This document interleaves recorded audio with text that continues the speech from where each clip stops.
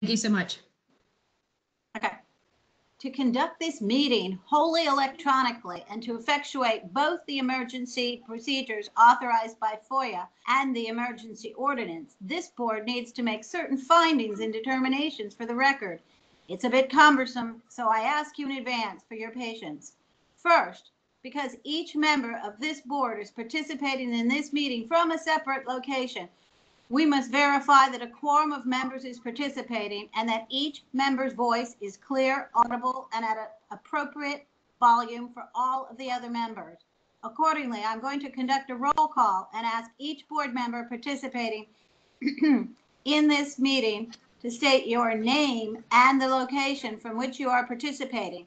I ask that each of you pay close attention to ensure that you can hear each of your colleagues. Following this roll call, we will vote to establish that every member can hear every other member.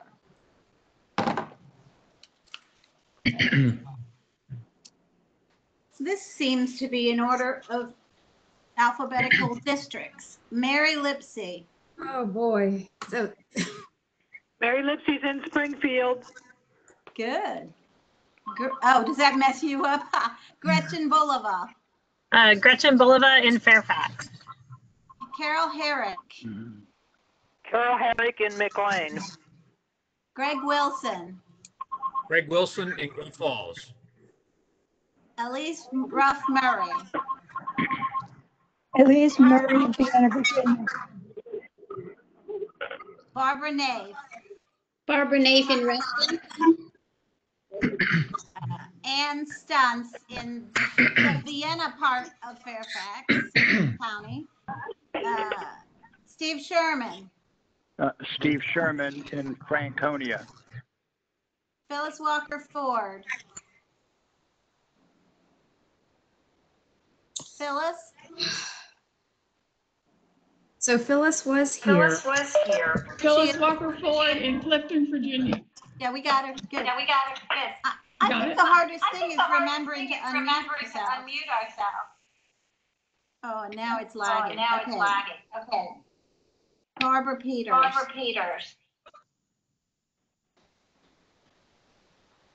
Barbara. Say it again, Barbara. Barbara Peters. Did you say where you are? Annandale. Ann Barnes. Ann Barnes in Mason Exit. Sally Lyons. Colchester, Mason Neck. Tammy Manarino. Tammy Manarino in Mount Vernon. Michael Irwin. Michael Irwin in Fairfax.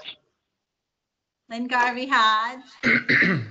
Lynn Garvey Hodge, Field District. Can you hear me? I can't quite tell if I'm on or not. We got you. I can hear you. Great. That's I'm it, yep. at home. Okay. Jordan Tannenbaum. Jordan Tannenbaum, Fairfax County. Esther McCullough. I haven't heard from her. Are you on, Esther? I don't see her. Okay. Cheryl Rapetti. in Centerville. Bob Beach.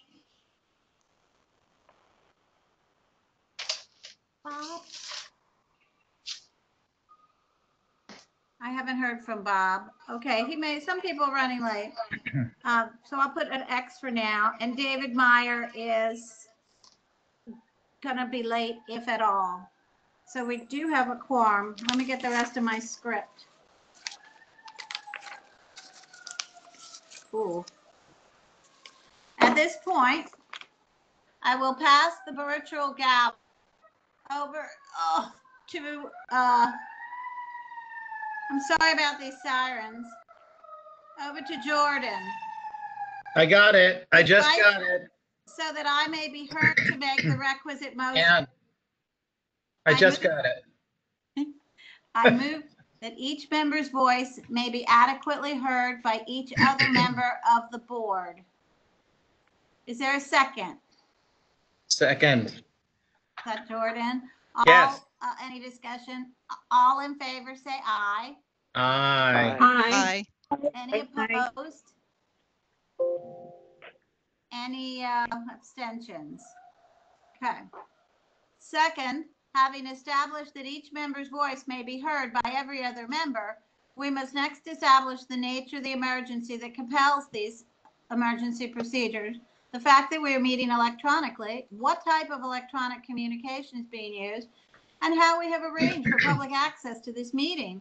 Therefore, I move that the state of emergency caused by COVID-19 pandemic makes it unsafe for this board to physically assemble and unsafe for the public to physically attend any such meeting, and that as such, FOIA's usual procedures, which require the physical assembly of this board and the physical presence of the public, cannot be implemented safely or practically. I further move this board may conduct this meeting electronically through a dedicated phone line, and that the public access this meeting by WebEx virtual meeting attending call-in 1-408-418-9388.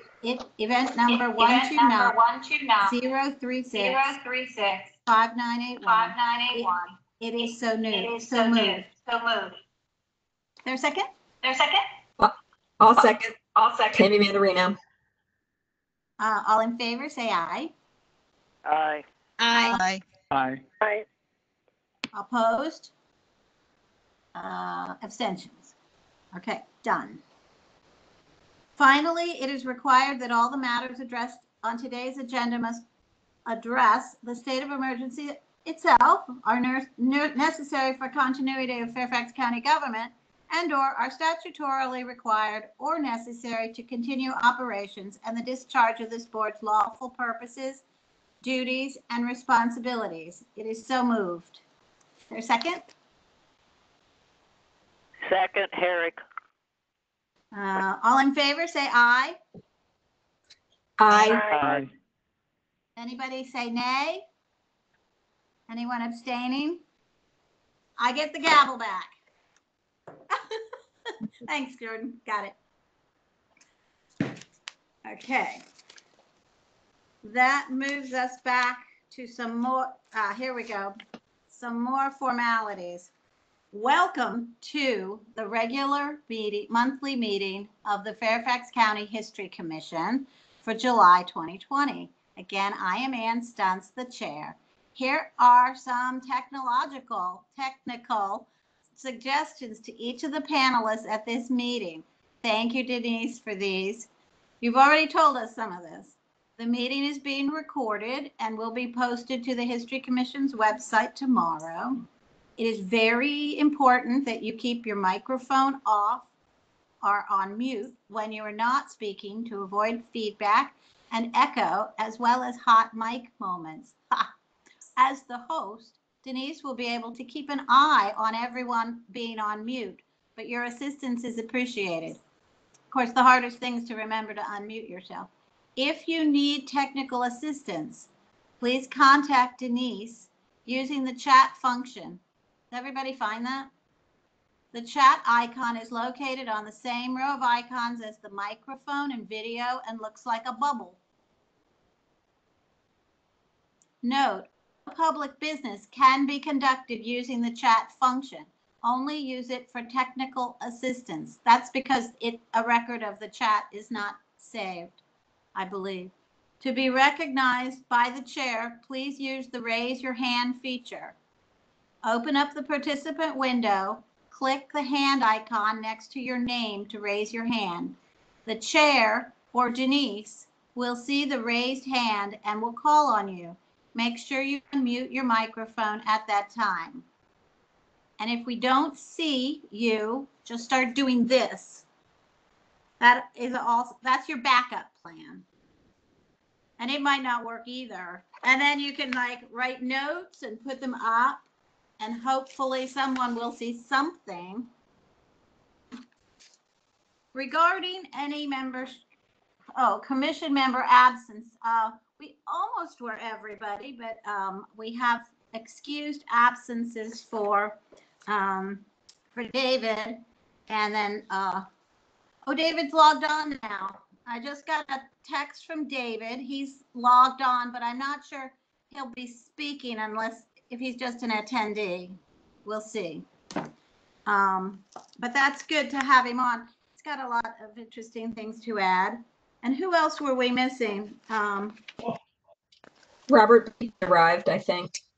And we think we have Bob Beach. I'm here. So looks like Esther is an excused absence, but she might come on as well. Let's see, looking at the agenda, you can see that the first few items concern last week's board matter regarding an inventory of Confederate named streets and places in the county. History Commission members and county staff will be discussing this complex issue tonight. We look forward to future opportunities to hear from the public on this. I'm sure that will be part of the process. Now, without further ado, we can just get started with one of our first things, which is a presentation from Rachel Flynn. I saw your name a minute ago on this screen. Deputy County Executive. Thank you very much for coming, Rachel. Thanks, Anne.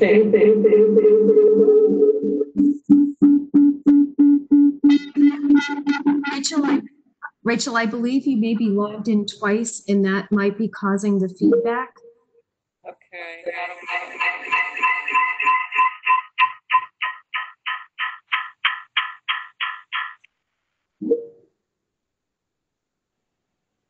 Denise, is her presentation on the History Commission website? I don't This is believe that Mary. she's making.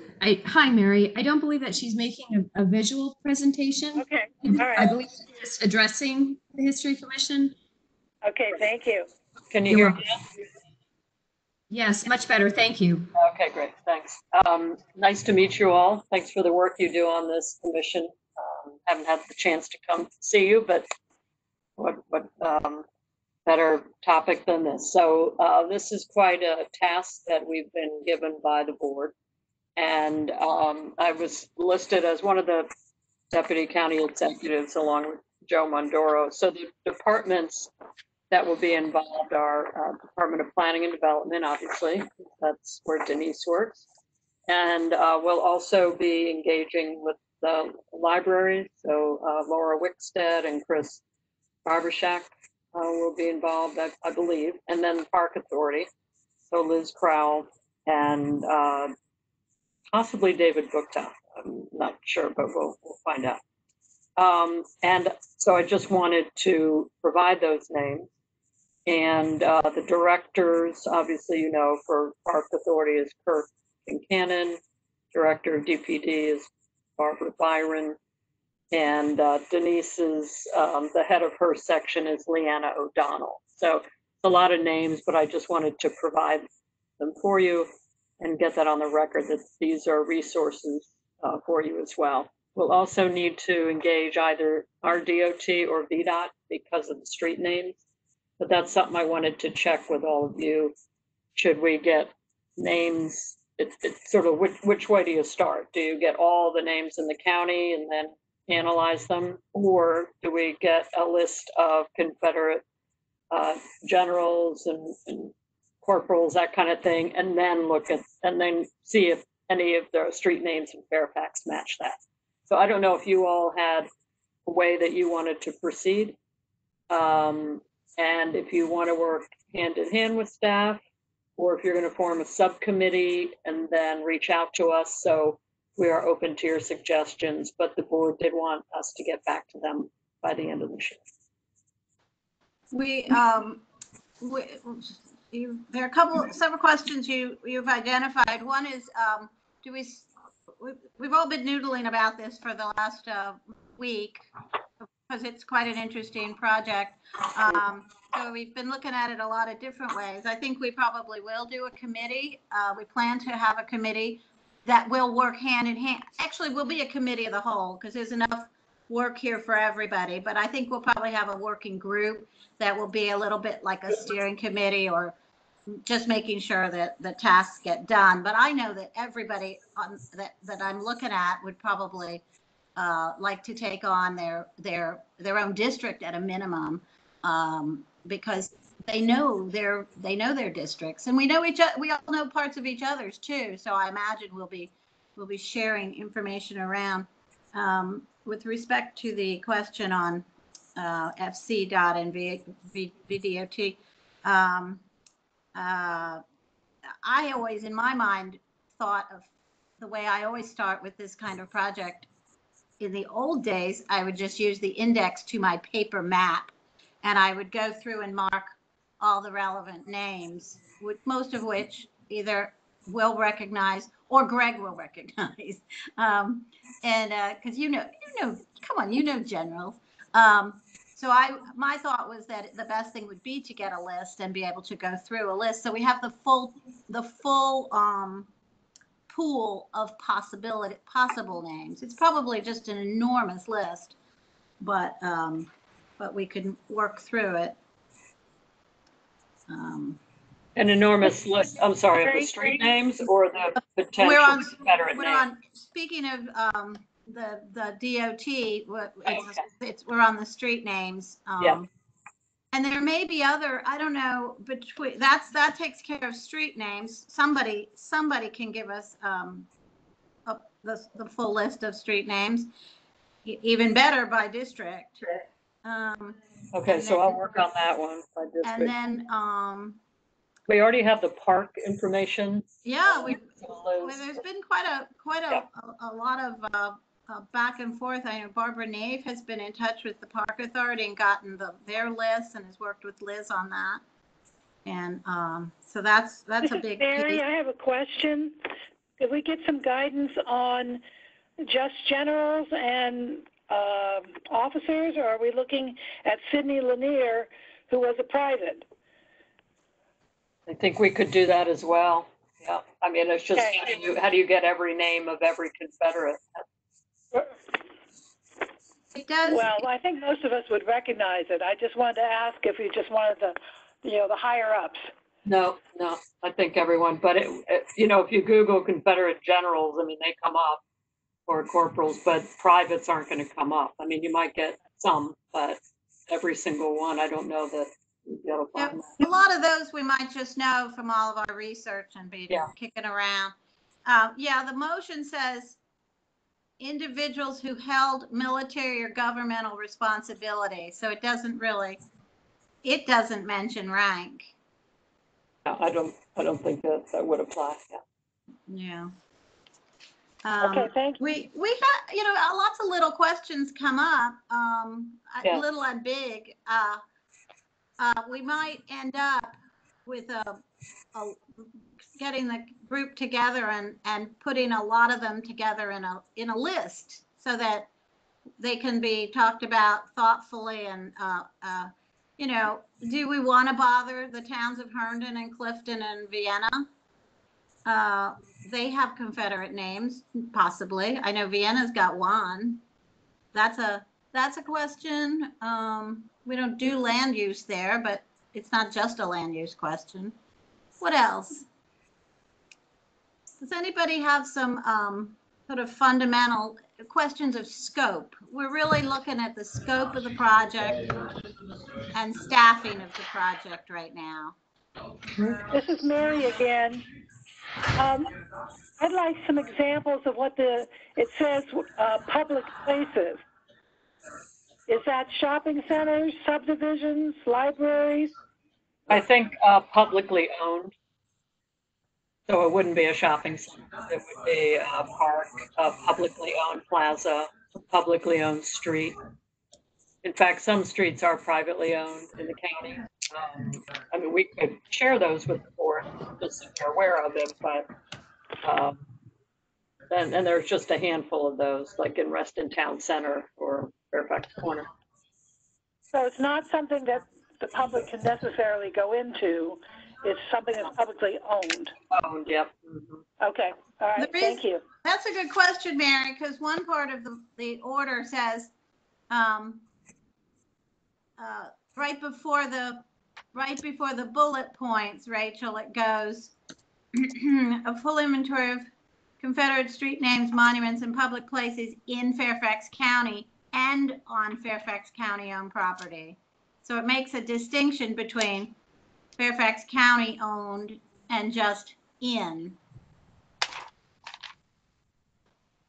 Because when I was reading that, I was like, golly, that could be just super comprehensive and include shopping centers and homeowners associations, just including the kitchen sink, even things that we know that you wouldn't have any say over. Right. I can get a clarification from supervisors Patrick and Alcorn, but I think it was on publicly owned spaces. But I'll confirm that because, as you say, we don't have a say over privately owned property. There'll be, I haven't looked at Nova Parks, but they have a lot in the county. And Yeah, that's public. Yeah. would we want to point that out? They're not Fairfax owned, but. Yep. And Cheryl Rapetti would like to be recognized. Oh, it works. Cheryl. Yeah, and with a little device. I don't know if this is really a question now or if it's something that will work out in committee, but there are lots of potential ambiguities. I mean, are we looking for street names that have a first and a last name where it's really clear it's or a rank? Like there's a General Johnston Way, but do we look at Johnston Street, which could be the name of the developer? And I don't know if there's any way that we're going to be able to, I don't know if VDOT or whoever keeps a record of why certain names were selected. Well, we could research what we can. And if we're not sure, we can have a maybe list to the board and say, we're not sure about these names. There could be some affiliation, but providing this for your information, because we're not making the decisions, they are. So I think they want the information.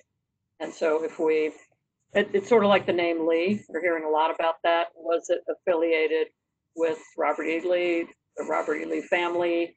How many generations back?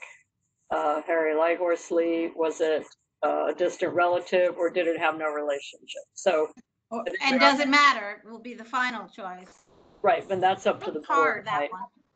Yeah. Yeah, so I think we just tell them what we know, we do our research, and we say, it's 3 generations away, and then the call it's up to them. I can see having a list that's the ambiguity list. If we really don't know. Right. We're very focused on the first 2 bullet points here. Oh, did somebody want to say something? I'm sorry, I just wanted to point out, because I don't know if you can see the raised hands, but Tammy Manarino has a question, and so does Lynn Garvey Hodge. Well, let me look and see if I can see. Does it show on the screen when it's raised? It's a little raised hand beside their name under the participants and panelists. You might not see. I'll keep looking. I'm not sure I see it. So, okay, so Tammy, do you want to go? Sure. And you might have already discussed this, like public versus private, but like cemeteries, are cemeteries exempted from needing to be on the list? Let's provide them, and then you mean every single tombstone within a cemetery? No. Or so the name of the cemetery? Either or. Well, I haven't heard that come up. If it's publicly owned, definitely. In terms of the name of the overall cemetery and dominant monuments within it, but privately owned, or a church, if you want to call that private. I suppose I can go back to Supervisors Patrick and Alcorn and ask them, but I don't know if we even own any cemeteries. Does the county? Yeah, so we could research that. Yeah.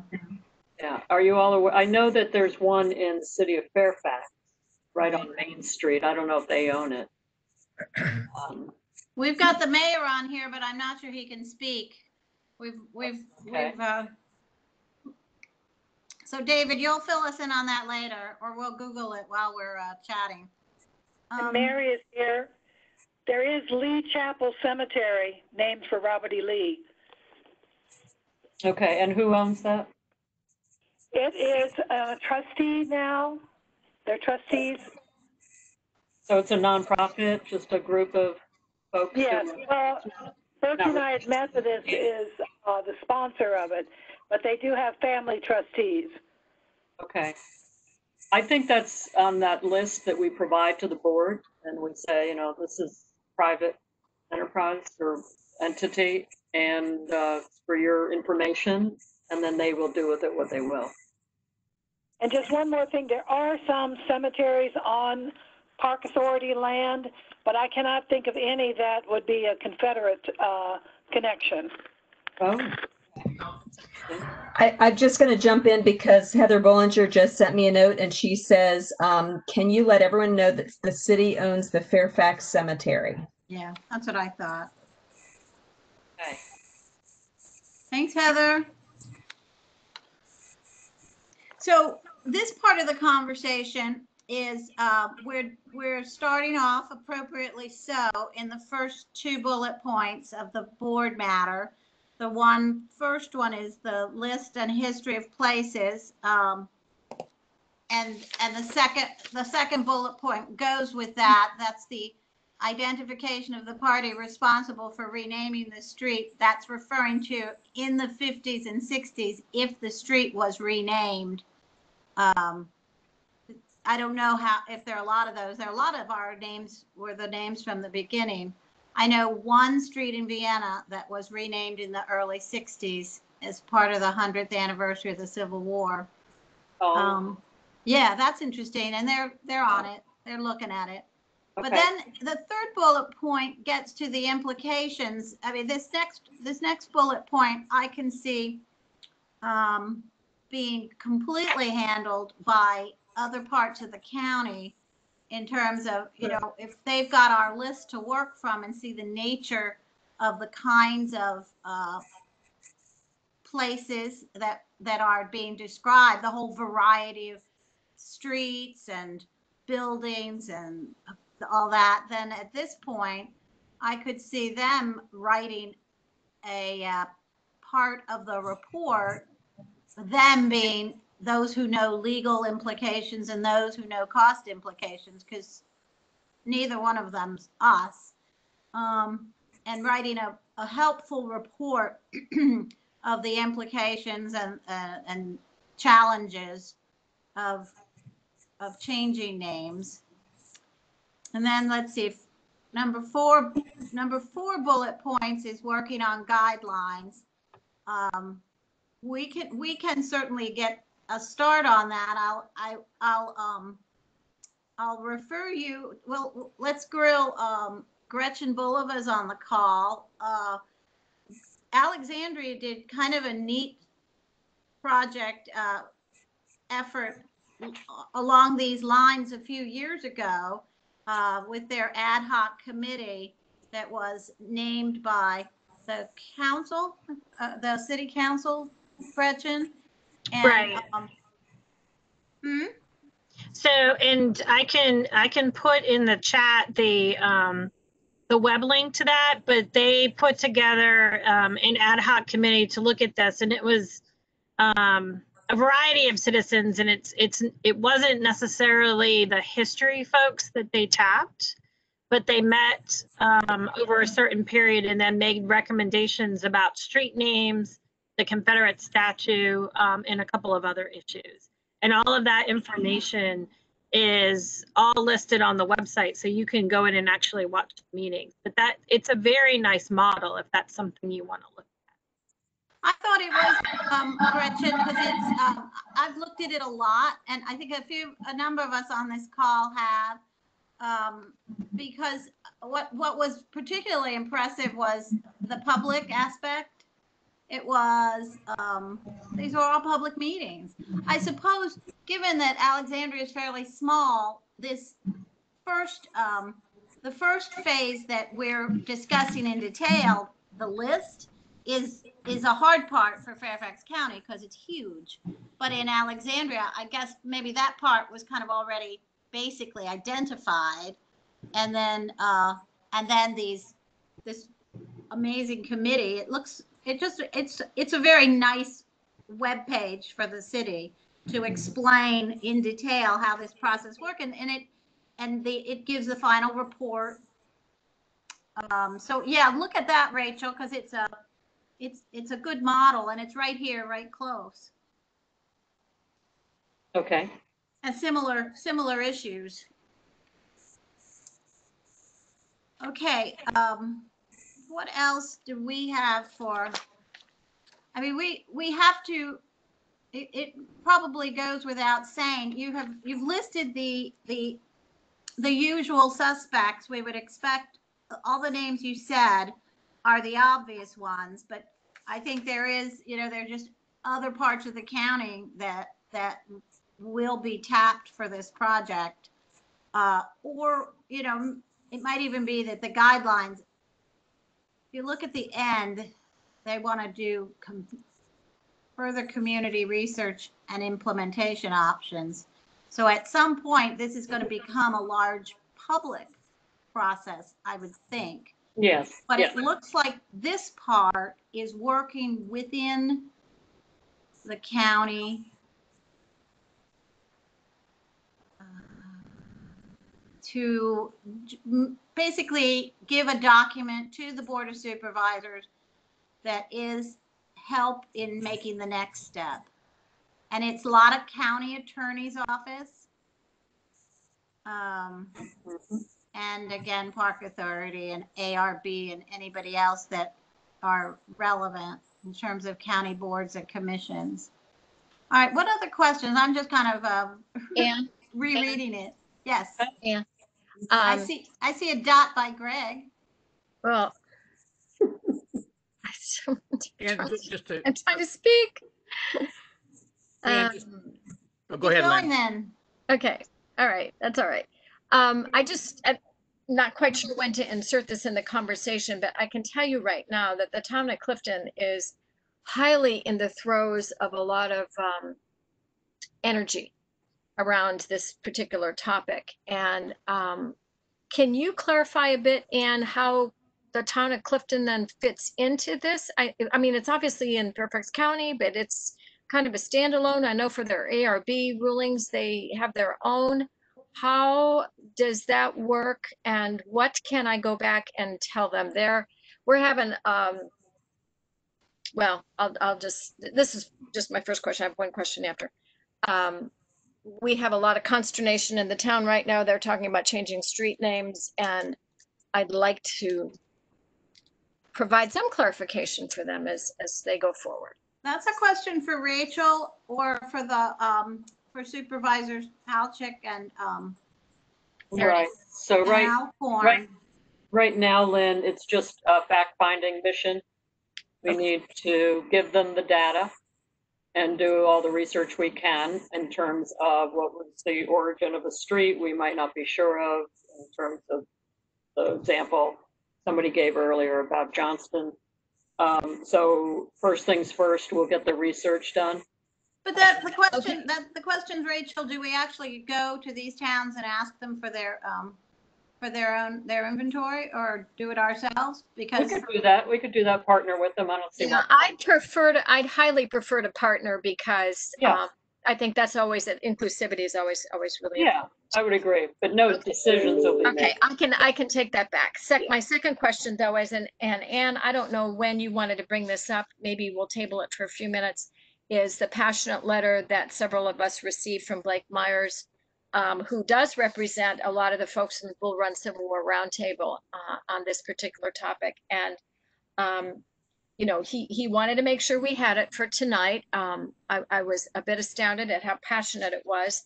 I know Anne has a copy, I think, or Anne did. Yeah, you were addressed on it. I got a copy. Okay, Anne, how do you want to handle this? I do feel, since he's a personal friend, some responsibility to be able to go back and say we are under. Well, Rachel might be interested in knowing about it, if you want to give it a little summary. Oh, is that something little? It's a long letter. Well, I mean, really, the basic thing would be to give Rachel a copy, so you can Rachel, this is a letter that was sent to the chairman, not me. the chairman of the Jeff board of McKay. supervisors. Jeff McKay. Okay, okay. It's a passionate letter, and as you might imagine, it's very protective and wanting to address some of the issues of white supremacy and all of that. We'll send you a copy if you think that's enough for us to look Sure. at tonight. And does that sound enough for you? And Yeah. I don't know that I need to say too much more than that. Greg, you've been CC'd on this too. Do you have any other thoughts to add? No, Lynn, other than Blake makes a lot of good process points, which we will be addressing as we go through this. So open, transparent process, allowing for public participation, public hearings down the road, as we gather what is going to be a quite large list of names and places ranging in the thousands. Okay. So a lot of good process points for us to consider as we go forward. I agree. Yeah, I think this I'm holding the motion in my hand. It itself doesn't, as far as the basic report doesn't mention public input. So we'll need some clarification on that. Who did I see a hand? Elise, was that you? Barbara's hand's been up for a while. Oh, well, let me just say something and quick. Greg needs another chance. Sorry. I want to say something really quick. Please forward the letter to the entire commission. Okay. We can do that. Thanks, Elise. All right, who's got the hand up the longest? I noticed Greg before Barbara. Sorry. Just very quickly, Rachel, thanks for joining us tonight. As you're listing people in the county staff that would be assisting us, and we will need their help. To Ann's point, there are a lot of legal questions come up where we're going to need to interact with county attorneys. Is there anyone particularly from the county attorney that you're going to assign to this or we should work with? Yeah, so I'll ask Beth Tier who she will be assigning to this. And we have our land use attorneys who I frequently work with, but I need to ask her who she'll select. Thank you. Okay. Barbara Nave, you were next. I don't hear you. There you go. Now you can hear me. I had 2 points. I put them in the chat. The first goes back to guidelines, and I said that we need to, my suggestion is we look at the National Trust for Historic Preservation latest statement, provide that to the Board of Supervisors as over a broad context of guidelines. And the second is, as I read the letter, that goes to the Board of Supervisors. We are simply, at this point, the clerks, and we are collecting information. And that's where we are. And that's how I believe. And it's up to, you know, there may be other letters and certainly everybody's free to write them. But our role at this point is to collect information and to the best of our ability and to share that with the Board of Supervisors. And as you note at the end of the motion, it says that once completed, the board will immediately consider future community outreach and potential implementation. So that's with the Board of Supervisors. Yeah. And our task is not that at this time. Jordan? Thanks, Barbara. Yeah. Is there a deadline? Yes, for the this end of this year. The end of this year. Yeah. This is Herrick. I have a question when I'm in turn. Go now, Carol. Go now? Okay. What I am hearing, I think, is that we are supposed to look at those who served in the Confederate Army or Navy. They were officers down to privates. What do we do about Southerners with those who had Southern sympathies, who did not serve in the Confederacy, in the Army or Navy? Well, if you all find, you know, as historic experts or those of you interested in the subject, that it matters, this person's name, if it were, you know, to remain on a sign, street sign or a monument, we can add that and put it in the column of not military personnel. But for these reasons, we want to provide you this name and here's their background. Okay. Okay. That'd be sort of an ad hoc thing. Good question, Carol. Can I follow up very quickly? So Who- Rachel, who's- this Who's is that? Greg Wilson. As I read the memo coming from the supervisors, I want to be careful we don't get into mission creep or scope creep here. We're only looking at a list of and history of places in the county named after individuals who held military or governmental responsibilities. So that would be with presumably the state of Virginia, could be any individual who was in Confederate service. Ann mentioned earlier that there's no rank distinction here. So again, from generals to privates is the wide range of names we have to consider. Okay. But if someone wants to give me a name, I'll keep it separate, and then I'll talk to the board about why this might be an issue of a name. I mean, once you do that, wait, you're saying Southern sympathizers, so we're not talking just slave owners, because once we start broadening ourselves out, we got a big list, and we got to change the name of the county. So, so we might. Right. It could get. This is Mary. Could I interject? Yeah. This is Mary. Yes, Mary. Hello, Okay. Mary. I'm thinking of an example of James Sangster, who was in the Confederate Treasury in Richmond. And we have Sangster Elementary School and Sangster Streets. So that's the kind of thing I was thinking of when it says in the Confederate government. Sangster Streets.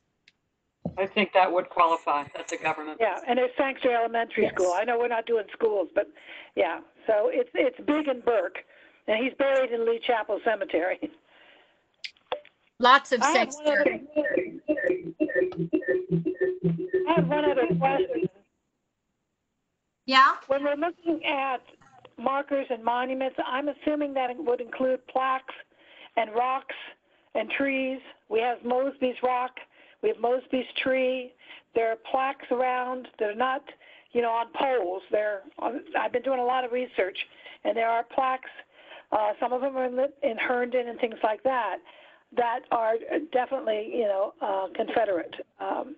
So should we make lists of that also?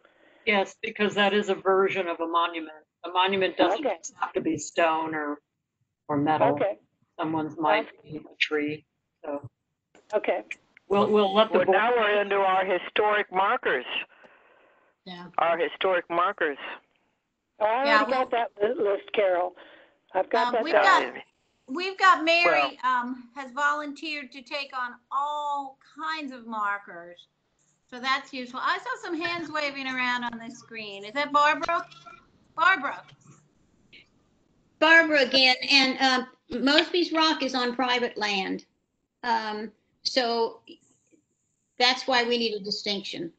Yes. It's on the inventory, but it's on private land. Yes, absolutely. So that's where it is. And so, and to bring it up, Liz and I had a conversation prior to this meeting, and in Ox Hill, there is the Chantilly Battlefield Association, and that is not county, and they own the land where the monuments for great, other than the pile of rocks, Kearney's stump and all. Greg, you can correct me, but I believe those three there are in the little rectangle that's privately owned.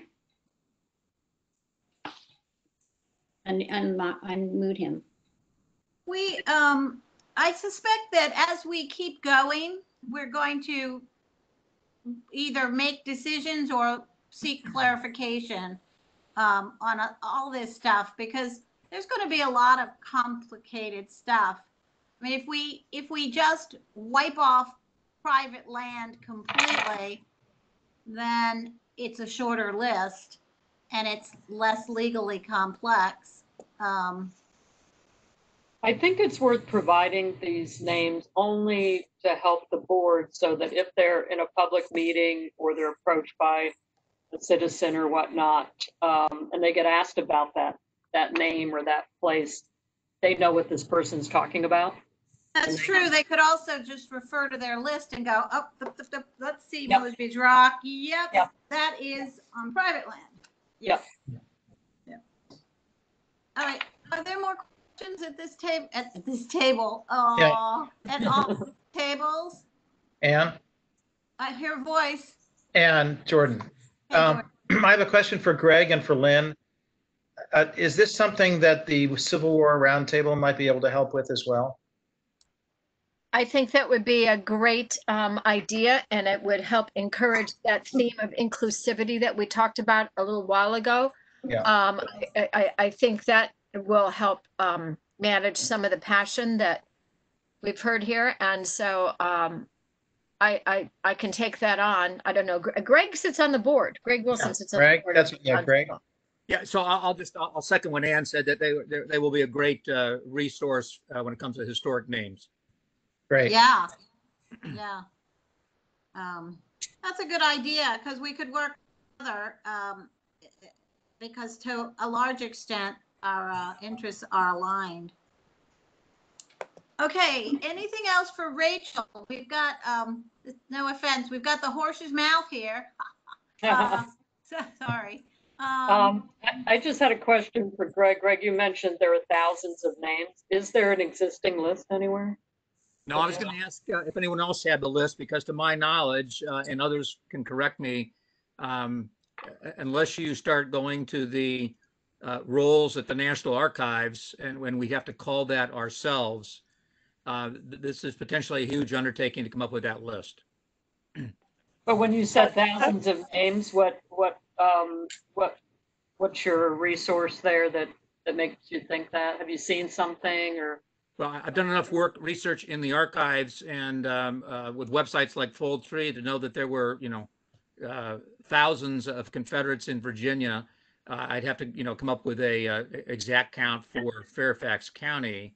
Okay. But just as an example, the name Windsor, there are, at least on the street atlas I have, there's 12 Windsor names. May not be a name familiar to many of you, but there was a Fred Windsor who was a captain in the Fairfax Cavalry.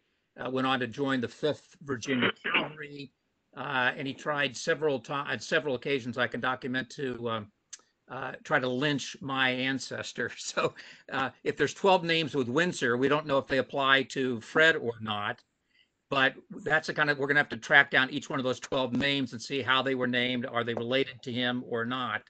And it's a massive, detailed research project we have before us. Greg, this is Mary. Yes. The Virginia Room has a lot of resources, right, including brothers and cousins, and there's several books with Fairfax County Confederates listed. Right. So there are books, and there's stuff online too on the Library of Virginia.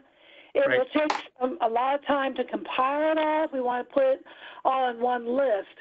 And that's what I'm asking about, that is there anyone in the county that can help? I know you're saying the Bull Run Civil War Roundtable, but we are all volunteers here and are thinking in terms of, I don't know, an intern or something that could be, involved. We can check, because with our several of our libraries closed or not at full capacity, we've had some librarians available. So I need to check on that and find out who we might be able to borrow. Anne? That's neat. Yeah. Heather Bollinger would like to address the committee, or the commission. Is that all right? Yeah. Okay. Thank By you. me, everybody. Yep. Now I just have to find her. Sorry. And Tammy had a question. While you're doing that. Yeah. While I'm finding Heather. I can jump in. So my only concern is if we delve in too deeply, and I was dealing with this week, I was in historic records this week. I had heard that there was a street, Cooper Road, near us in the Mount Vernon district, that was associated with Samuel Cooper. And I don't think he's widely known to the common person. And the question as I was doing this was, am I doing more harm than good by digging up and bringing this research to light and making more people aware of Samuel Cooper in the endeavor to remove the name? If these are people who aren't widely known, are we actually memorializing them with our research in this process? I think that's a fine line. This is the challenge with education, isn't it? What do you do when you have new knowledge? I think we can trust our board to make wise decisions with that, but I think we need to be as open as possible. Hi, everybody. This is Heather. Can you hear me? Hi, Heather. Hi. I wanted to backtrack a little bit, only because I've had myself and Mr. Fry, the clerk of the court, have had conversations with the UDC, United Daughters of the Confederacy, regarding the Mar Monument. So I did want to backtrack a little bit to other organizations that might have to be involved, or might need to be involved and have a seat at the table. So I would imagine that's going to be the United Daughters of the Confederacy, and the Sons of the Confederacy. And the reason why I say that is because, for example, the Mar Monument was paid for by the United Daughters of the Confederacy, and should that discussion come up where it needs to be removed, they've already claimed the soldier statue in Loudoun, and are paying to remove that from Loudoun County property. So just want to make that, I don't know if that, just to add that to the discussion, if that's something you all decide, or if the county attorney decides, but just that's something that we are encountering at the court. Is the Rachel, is the Mar Monument on a different track from these others, or is it being considered as a whole in part of this process? I haven't heard that it's separate, Anne, but I can check with the supervisors to see if they wanted that to be on a different track. Yeah. Yeah.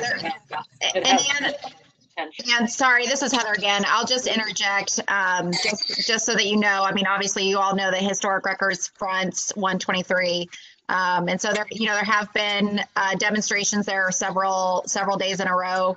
It's a very active site right now. Yeah, the reason I asked is I had heard that the county was going to, that it was even on an agenda coming up to talk about. Okay. So it might be that it's on a different time frame.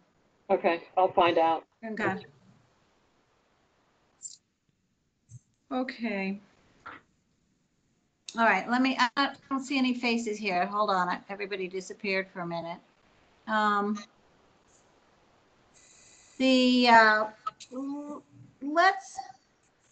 Shall we, I wanted to tell you, Rachel, I am going to go and have maybe a half-hour meeting with Supervisors Palchik and Alcorn next Tuesday. And I think Barbara Naif is going to come with me if we can figure out the time. Oh, I talk like we're going to a meeting. We're going to have one of these kind of meetings with them, and we'll get a little more of the sense from them as well. But I bet you by the end of, by the next few weeks, I could see us we may want to follow up with a letter to talk about if other ambiguities, other questions about scope, and then we may be further identifying resources that will be key to try to get this done in time. This phase one, if we call bullet point 1 and 2 phase 1, upon which the rest sort of rests, it itself is a huge project. We've spent most of our time on it tonight, and so we need to sit down tonight. We'll have a full board conversation, and then the committee can also try to sketch out what's next and the way we're going to proceed. So I could see us following up at some point with something a little more formal, just to see what else is left that we don't know.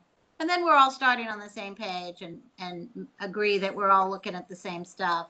We want a product that's useful to the Board of Supervisors and does what they need it to do. So the more we make sure we've identified that and defined it, the better. Yes. Okay. what else is about it in this room of people? Is there any other comments or questions while we've got Rachel? Thank you, Heather, for chiming in. It's good to hear your voice. All right, seeing none, I think And we can. just real quickly, I agree with you. This is a huge project, and while we still have Ms. Flynn with us, is there any? I think getting interns or getting assistants from history students or whatever might be a good way to proceed. Is there any funding that the board could make available to hire people in the event that we can't find volunteers to do this? I think that's a possibility, and I'll add that to the list. Thank you. Because I can't imagine it would be, an inordinate amount of money, and they want to get this right, so I will find that out. Thank you. Thank you. And I liked your idea too, Rachel, of possibly tapping some underused librarians. Yeah, I've used some for my departments, and it's been great. Yep. Yeah. Okay. Well, good. This was very helpful because we've just, we've been burning up the phone lines just trying to parse all the words on this short motion, but it's very meaty. It is. I appreciate how much you all care about this and how you want to get it right. Thank you very much. Thank you, Rachel. Sure. Have a good night. You too. Okay. That was our presentation. So oddly enough, we don't get to go right to new business. We get a little breather and we move on to.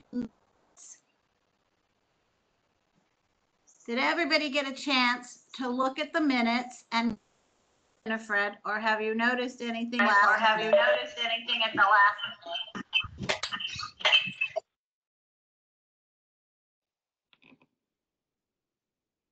Anne?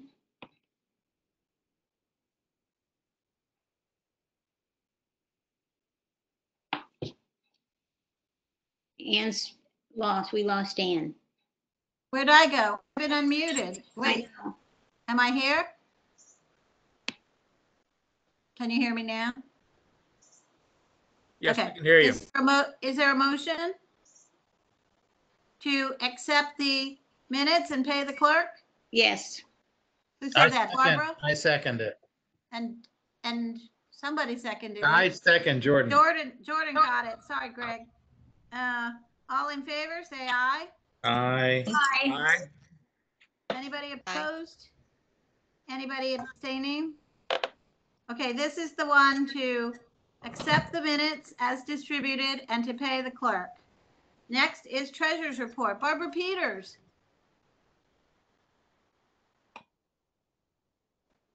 Okay, can you hear me? Yes. All right. Our starting balance on June 1st was $60,237.72.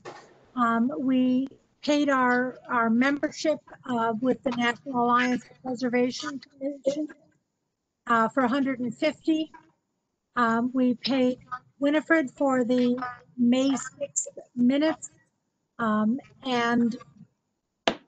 also, and it was a little confusing to me, but the gross pay accrual and fringe benefit accrual is the amounts that would take us to June 30th, because that was the end of the fiscal year and proportioned in the middle of a pay period. So our ending balance for June 30th is $59,191.21. Okay. Any questions for Barbara?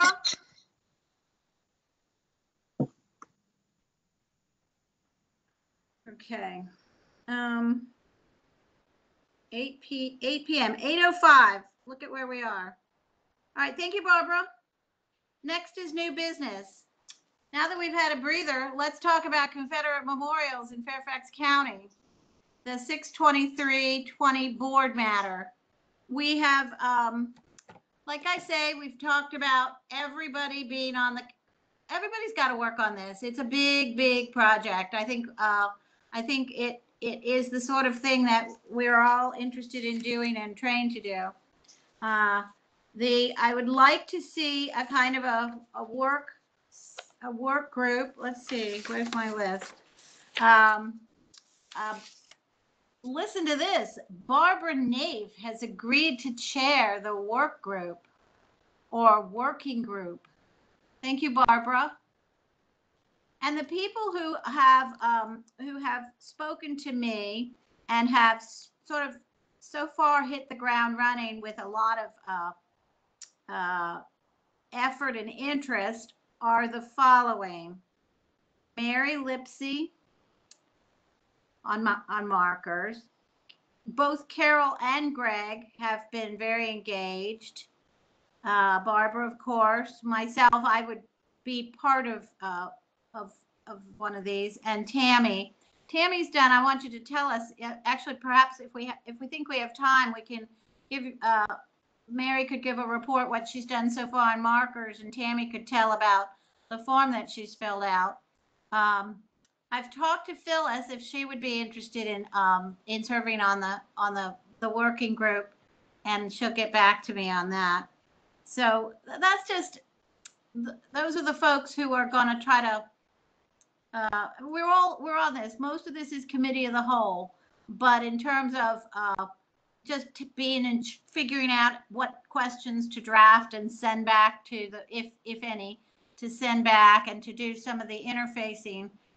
We need just a smaller group so it's not chaos. So do you want to start, Mary? Do you have a few minutes to tell us about what Mary just jumped right in and started thinking about markers, and obviously kept going thinking about roads and stuff as well.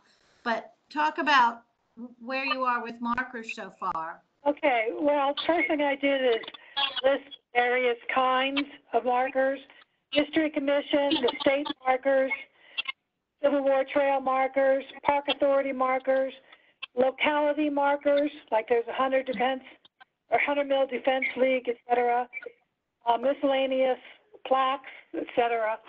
And I have already gotten the state list and the History Commission list completed. I'm working with the executive of Civil War Trails. He's going to be sending me a spreadsheet of the Civil War Trail markers. I do know that the Park Authority has some markers, because I'm familiar with at Lake Acatink, that park managers have put up themselves. So somehow I've got to find out, and I don't know who to contact about that. And then the last task will be historicalmarkerdatabase.org, which has 388 markers listed for Fairfax. So just going through that and weeding through it and see if it's already on my list, should it be on the list? And that's it. That's great. No, you've given it a lot of thought. That's good. Oh, and you're doing plaques too, I see. Okay. Yeah, right. Yeah. I think that's a really good start, because markers are very visible. They're one of our best ways of communicating history. So they should be included in this sort of project. And then the question I had is like what other people have brought up in terms of, inclusiveness. We have a Civil War Trails marker up here of Ravensworth, which the first month of the Civil War, Mrs. Robert E. Lee was there, and that's on the marker. And eventually it's her children who inherit Ravensworth. So does that make it a Confederate marker or not? I think that's one of those I'm just putting in as a question mark. I don't want to forget it, because somebody might say, hey, you missed this one. Yeah, at some point this process will come up with priorities, but we're not there yet. And that, yeah, I can just imagine that being developed with a big process, a big open process. Thank you. Thanks, Mary. Okay. Now, Tammy, tell about your idea to start with a form Right. So when I started thinking about this, I thought, we might need something that's kind of like like what we have for the historic inventory. Something that identifies, where this asset is, what the tax member number is for it, street address, what type of thing is it? Is it a monument, a marker, a building? And then the information that the Board of Supervisors asked for, what was the name of the person for whom it's named? What position did they hold in the Confederate organization? Who was responsible for naming it? And then I also put sections in there for the history of the item, and then also the biography, a short biography of the person for whom it's named, just there's an awareness of who we're dealing with. And these sort of categories would be maybe something that were in the spreadsheet, if it's a spreadsheet is the product that we deliver to the Board of Supervisors, or whether it's something with, with these physical sheets with maybe pictures on them of the actual monument or sign or plaque. Or both. Or both. But this is what we were talking about, would need some technical help if we're going to make the form something that can feed into a spreadsheet. Because I don't know if any of us in this big virtual room have those skills. Right. And one of the other items, and I forgot to mention this, that I put on there too is, and this is something we can talk about when we're bounding it, is was there an association of the person to the property where this item is? For instance, is it Lee Street because Lee lived there, where the Lee family lived there? Like, is there a tie, or is this just named for some other reason? Because I think that's kind of an important facet to include. That kind of goes with some of the what Cheryl was looking into with the Stringfellow. He's not just a Confederate; he's a guy who lived there, for example. And I think that's something that they may well want to know. I just don't know, but it's something we could provide. A lot of this is online, not everything, but like we have the 275th History Commission marker map, which has the GPS coordinates, it has the text of the marker, etc. So that's what I would like, guidance as to what format they want. Do they want a spreadsheet? Do they want links to something, or do they want, chapter and verse, whatever? I think we need guidance. I can make a list, but we need guidance on what kind of presentation they would like it. Yeah. And I think if you look at how just in a week, there's been a good knuckling down and a lot of hard thinking, and as we get specific examples, it does help to define what we're doing. In my mind's eye, maybe just mine, it's a spreadsheet supported by a lot of information. But that's a good fundamental question, Mary, that I didn't even think of as a question. Thank you for that. So what other comments does anybody have on this process? We've basically got 6 months is our assignment. We've got a say over quite a lot of it, but we need a lot of input from other parts of the county for sure. But it sounds like it sounds from talking to Rachel that that's something that they're willing to get behind. If they want it, they have to. What else? What other thoughts have people had? If you haven't listened to the discussion at the Board of Supervisors on the board matter, it's about 15 minutes. It's kind of interesting to hear what they're what they're trying for.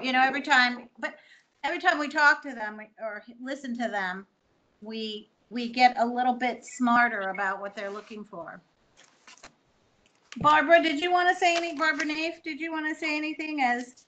Yes, I wanted to ask, since we're going to have this meeting with the supervisors, and at this point, I think we've probably thought things through it to a level beyond what they did because they were initiating something. So I've tried to keep track here of all of the questions that you all have given that we need to have some clarification. So if you want to send anything to Ann or to me before Tuesday, so that we can have specifics from you all.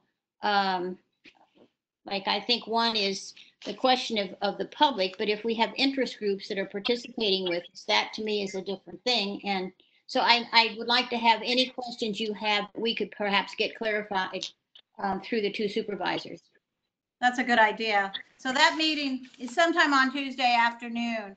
So as you think about your own district and the kinds of things that you have and the kind, just when you're driving around or look at a map and just by the process of doing that, a million questions come to mind that may not have been answered yet. And it's very helpful. Vienna has one of the most straightforward examples that you can imagine. It has Wade Hampton Drive. I wonder who it's named after. I think that's pretty clear. And somewhere in my life, there's a newspaper article that says very specifically that it was renamed I think it was in 62 as a part of the 100th anniversary commemoration and activities. They did the reenactment of the train battle and everything. So they wanted to do one thing that was permanent. So they named this little tiny stub end of Lewis Street. And it's maybe 2 blocks. So Vienna is looking into now how you go about changing a street name. And so it sounds like everybody's going through similar stuff now. And they're gonna ask all the citizens, and particularly the people who live there. They're gonna it's a very public process for 1 2-block street. So yeah, thanks, Barbara. That's good if we do more and more to define scope, and then to Mary's point, the product we're looking for. Gretchen, do you have any wise words, having been through, having observed or personally been through your own city doing this process?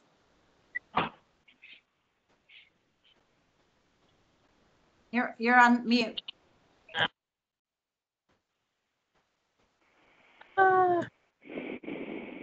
It keeps taking you back on. You could do sign language. Denise, Gretchen can't. There we go. There we go.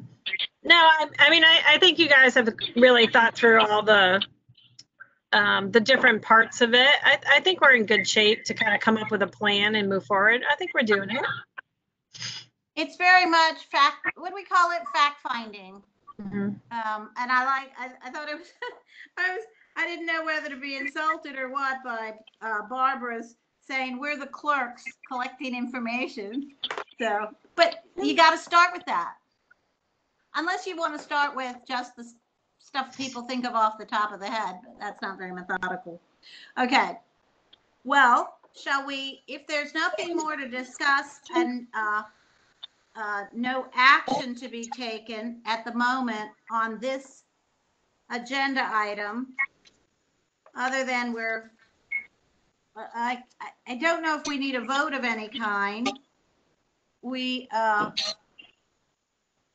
formed a committee of the whole to work on the project, and we are defining a smaller committee to focus on county-wide matters. And we take input from anybody. So shall we call this part of the conversation closed? Anything more to add? Wave your arms around. I'm kind of scrolling through. I'm not sure I figured out what raised hands look like, other than that kind. Okay, well, we'll move on to the June 2000. And I'm sorry, Heather Bollinger has her hand up again. Oh, I'm sorry. good. Hang on for Heather- just a second. Heather, you're on. There you go. Okay. Hi, everybody. I just wanted to make everybody aware that, historic records, we're happy to help. A lot of these discussions that are going to be had are going to be about where people particularly lived and the affiliation with the name. So some of you I actually have never met. So if you are inclined, you can reach us at the Fairfax Circuit Court Historic Records Center. I'm in County Outlook, although I know you all aren't. So myself and the assistant archivists are definitely willing to help with all of that. So just let us know, and we're happy to help. And Heather, question, is it true that you opened up this week in a modest way? Yes, so we are open by appointment only. So you can call our public number, which is on our website. If you just Google Fairfax Circuit Court Historic Records. We're not completely overloaded at the moment, so just let us know. And you can also email us as well. It's on the website. If you can't make it in, and we can certainly try to help suss out some of this thing. There's one very important thing I do want everyone to know, which is the court records. The court does not keep record of why streets were named the way they were named. I can help you with subdivisions. I can help you with developers. I can help you with those sorts of things, but the court never has kept that record. But, we can suss out some of those things, as Tammy found out, based on people who lived in the area and things like that. So just keep that in mind.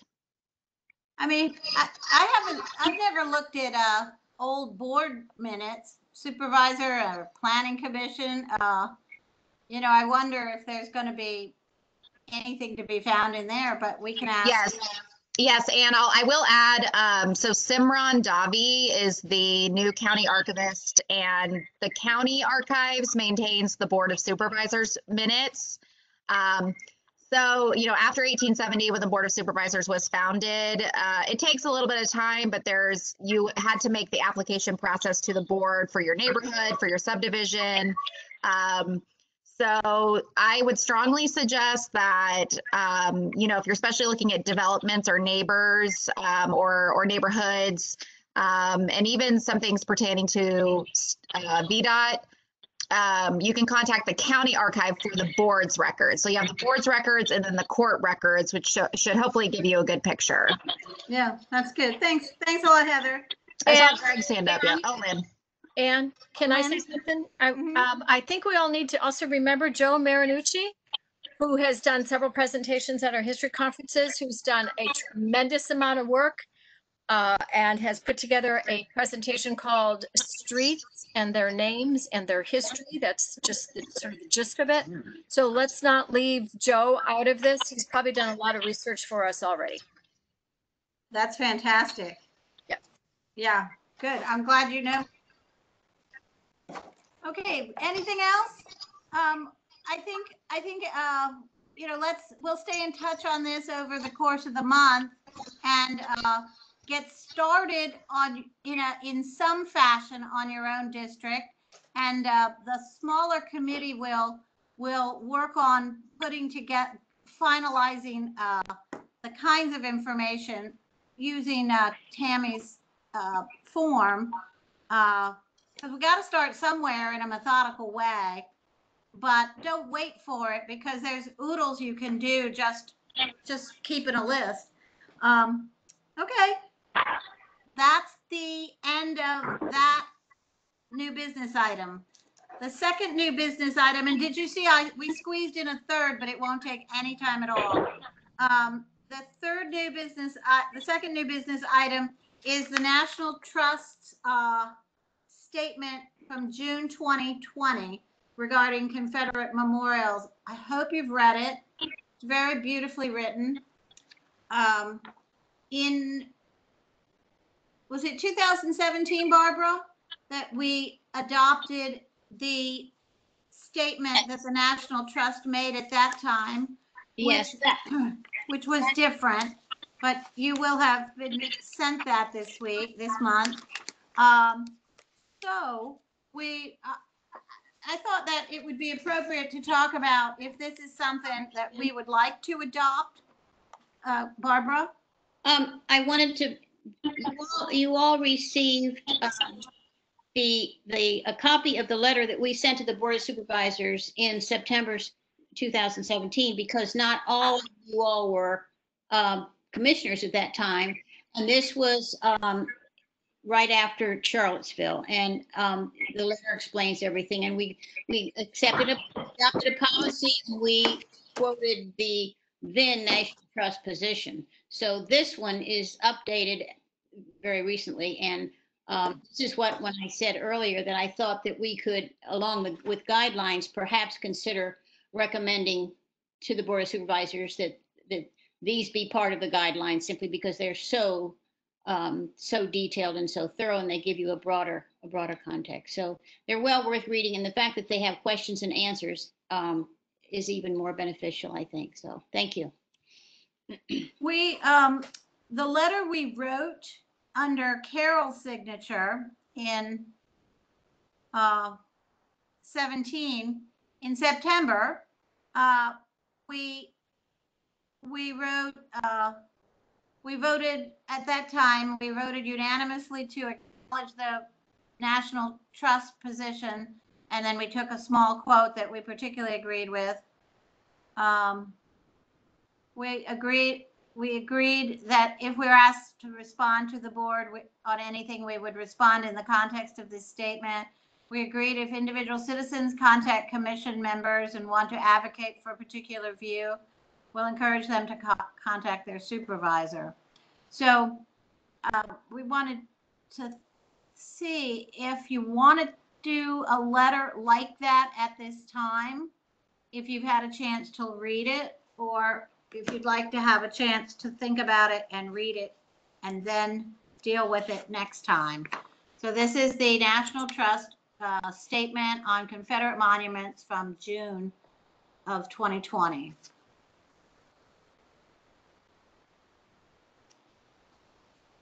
I like it. This version that Greg sent me had the Q&A at the end, which I like a lot. Thanks, Greg. That was on the website. It's all on the website, but it's nice to have it downloaded and in one document. Any action to take, or you want to give it some thought? And can I just suggest, why don't we? And this is Esther. Esther? Oh, hi, Esther. Hi, I'm calling in. So I suggest that we give it some thought and come back next month with suggestions. Okay. Anything else? What did you have something? I was going to make the same suggestion as Esther. Okay. So let's give it a month and let us get a little bit farther into this project, and then I think we'll be better grounded in a month. Yeah, that sounds good. So read this, think of it in connection with what we're working on and what the world's going through today, and see how you want to proceed with respect to it, if at all. Okay, the next thing is the electronic meeting participation. This is some housekeeping that Denise remembered that we needed to do, so that, where's my copy? We don't have to do a thing about it today. We distributed it so people can read it, and they can, we can vote on it next week. So it has to do with, like, for example, when you have a mixed meeting, when we are back to real meetings, like when Jordan phoned in a couple of times, it was allowed, but we were urged by the county, probably the lawyers, right, Denise?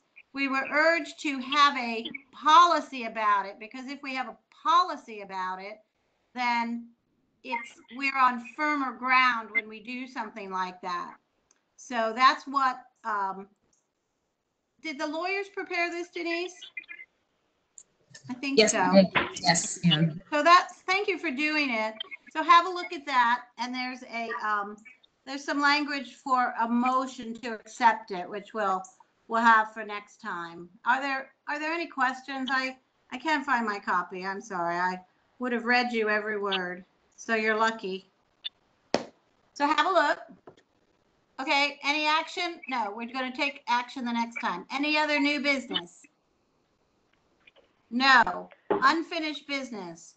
Greg, tell about McMillan Farm. Thanks. I didn't realize you were going to call on me for this one. Oh, I could talk about it, but this is the beautiful letter that Greg wrote. It is absolutely perfect. It says that, I mean, we're very lucky that this came up again because of the need for the Army Corps of Engineers to deal with the stream. And so it allows us, even though the developer says he doesn't owe anything, that he's done all his proffers, it allows us another cut at, to ask for a marker at least for this farm. And we got the Herndon Historical Society and 6 or 7 citizens to write letters saying, absolutely, this farm means a lot to the Herndon High School community. One fellow even sent in a music video. So that's Greg. No, that was a good summary. I'll just point out that the letter was filed, and it basically says two things. We're asking for the developer to follow through on his proffer to create a farm memorial. So something maybe more than just a marker, a farm memorial dedicated to the dairy farm that would be accessible to the public off of Drainsville Road near Herndon High. And then if the developer, the second part of the letter goes on to say, if the developer does not agree, we are going to ask the Army Corps of Engineers to set up a consulting meeting to push him on his original proffer to create a farm memorial. You know, I don't remember if I shared this with everybody. I kind of think I didn't. Does that look familiar? I'm not sure you shared it with everybody, no. I think I should send that to everybody so you've got it for your files. It's good. And then it has the link to the music video. Even better. Okay. Even better. So that was fun. Okay, well, we are done with all the very hard stuff. Now we're on to the next hard stuff with staff reports. Liz Crowell, are you still with us? I'm still with you. I'm going to keep my presentation brief. First of all, thank you for what everybody's doing. It's a large undertaking.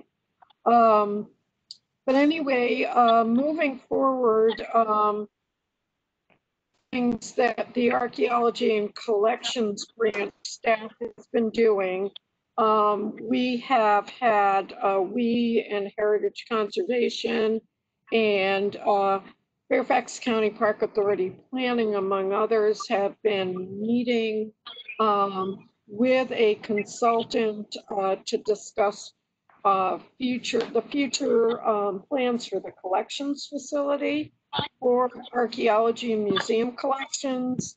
And we're a little bit farther down the road.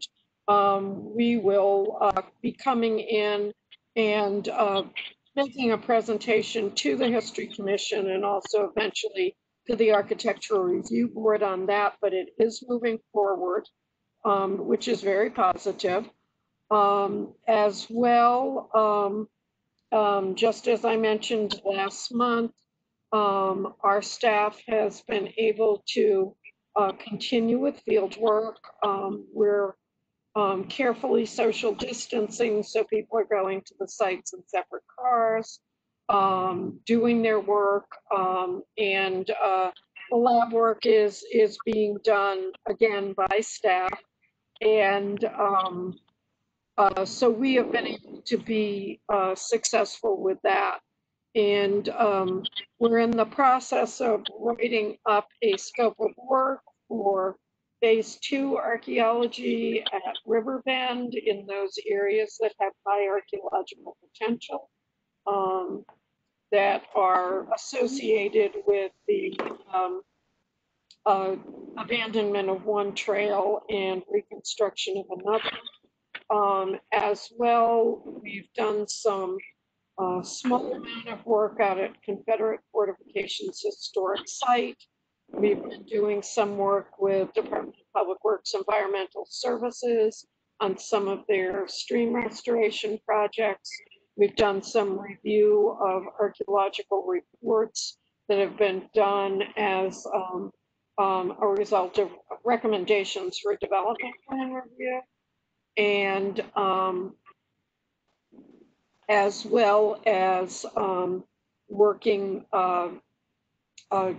and giving some recommendations on telecommunications towers and other work like that. So we've been moving forward with archaeology, and we have been able to successfully, we're continuing to those of us who are not in the field are continuing to telework, although we have been, you know, into James City to drop off and pick things up. And starting about a month ago, I've been having regular meetings with staff from the community center looking at movement forward for when we go back into the building and what the normal might look like.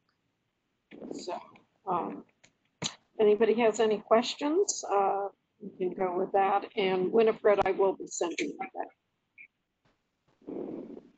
Any questions?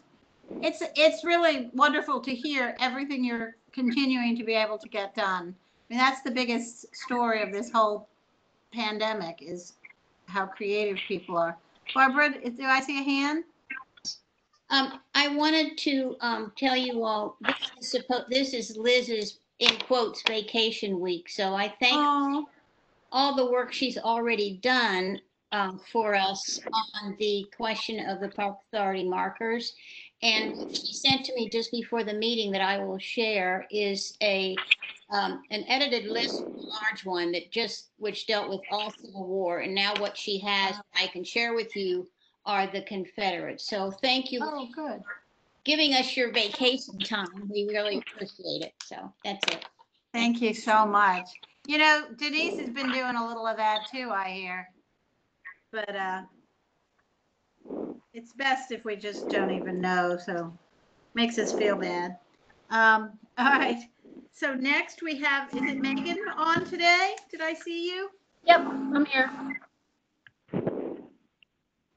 Okay. So I've been coordinating with Sully Historic Site to unpack and place all the collections back into the house.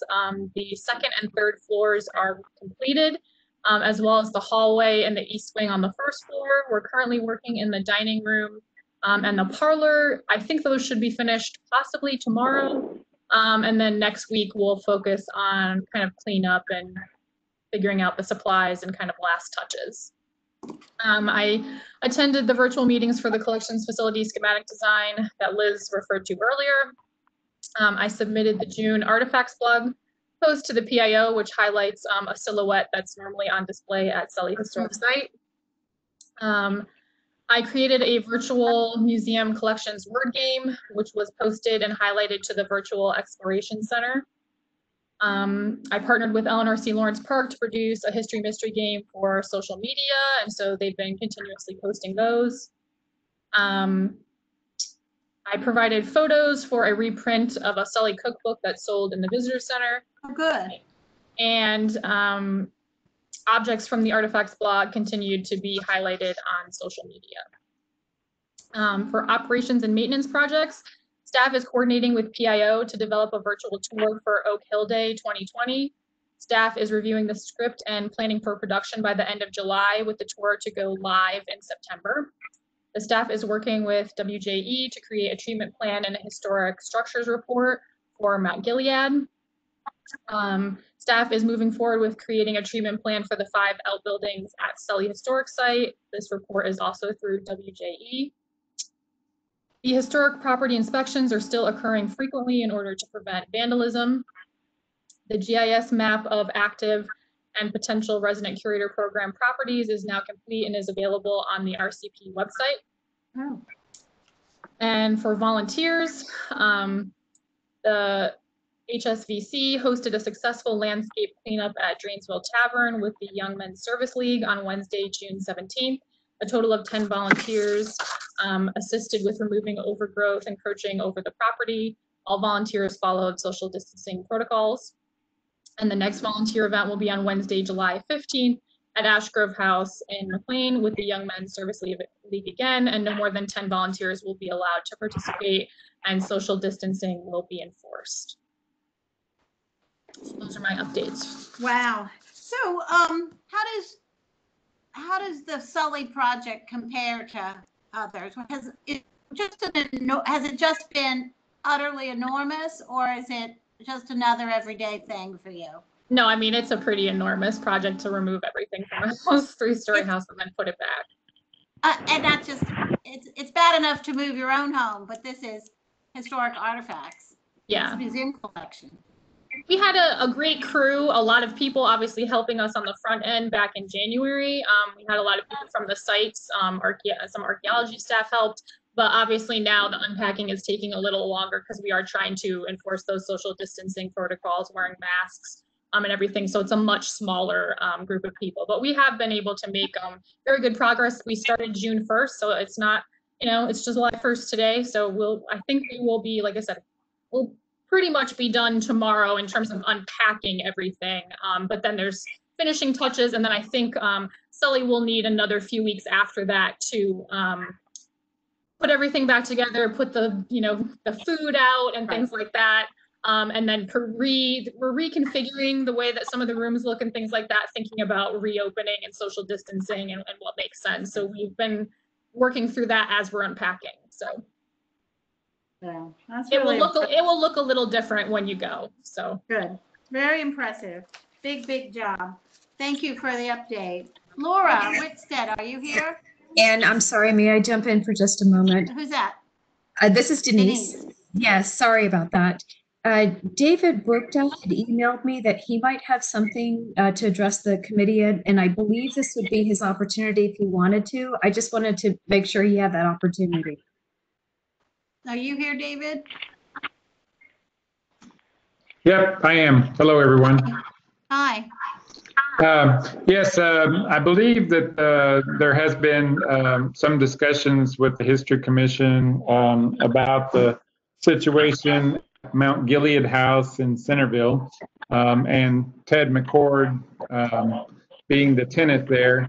I just want to make everyone aware that if they haven't heard that the Park Authority sent Mr. McCord a letter informing him that when his lease runs out in 21, that he will be forced to have a couple of options. One of these being that he may have to move out because for many years, Mr. McCord has been living there with a very low below market rate rental monthly. And we legally, according to the Office of the County Attorney, must get a fair market value rental rate for that property. So that requires us to say to Ted that, unless you can pay that rate, you may have to move out. The other option, and that we've already started, is that we put the house in the curator program and allow Ted the option to be part of that if he wishes as an applicant. The first step is to develop the historic treatment report and the treatment plan, which gives us the total investment that we need to recoup in the house.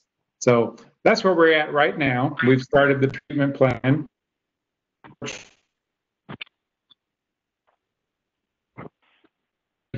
Documents to kind of combines all the history information that we have in our files into one concise document and makes a nice piece for us.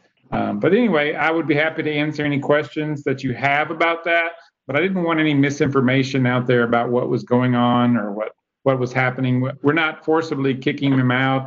He has quite a bit of time to consider this, and we've received a few calls from people wondering what we were going to do, and it's really not what we're going to do, it's what the Office of County Attorney has asked us to do. So when did he get the letter?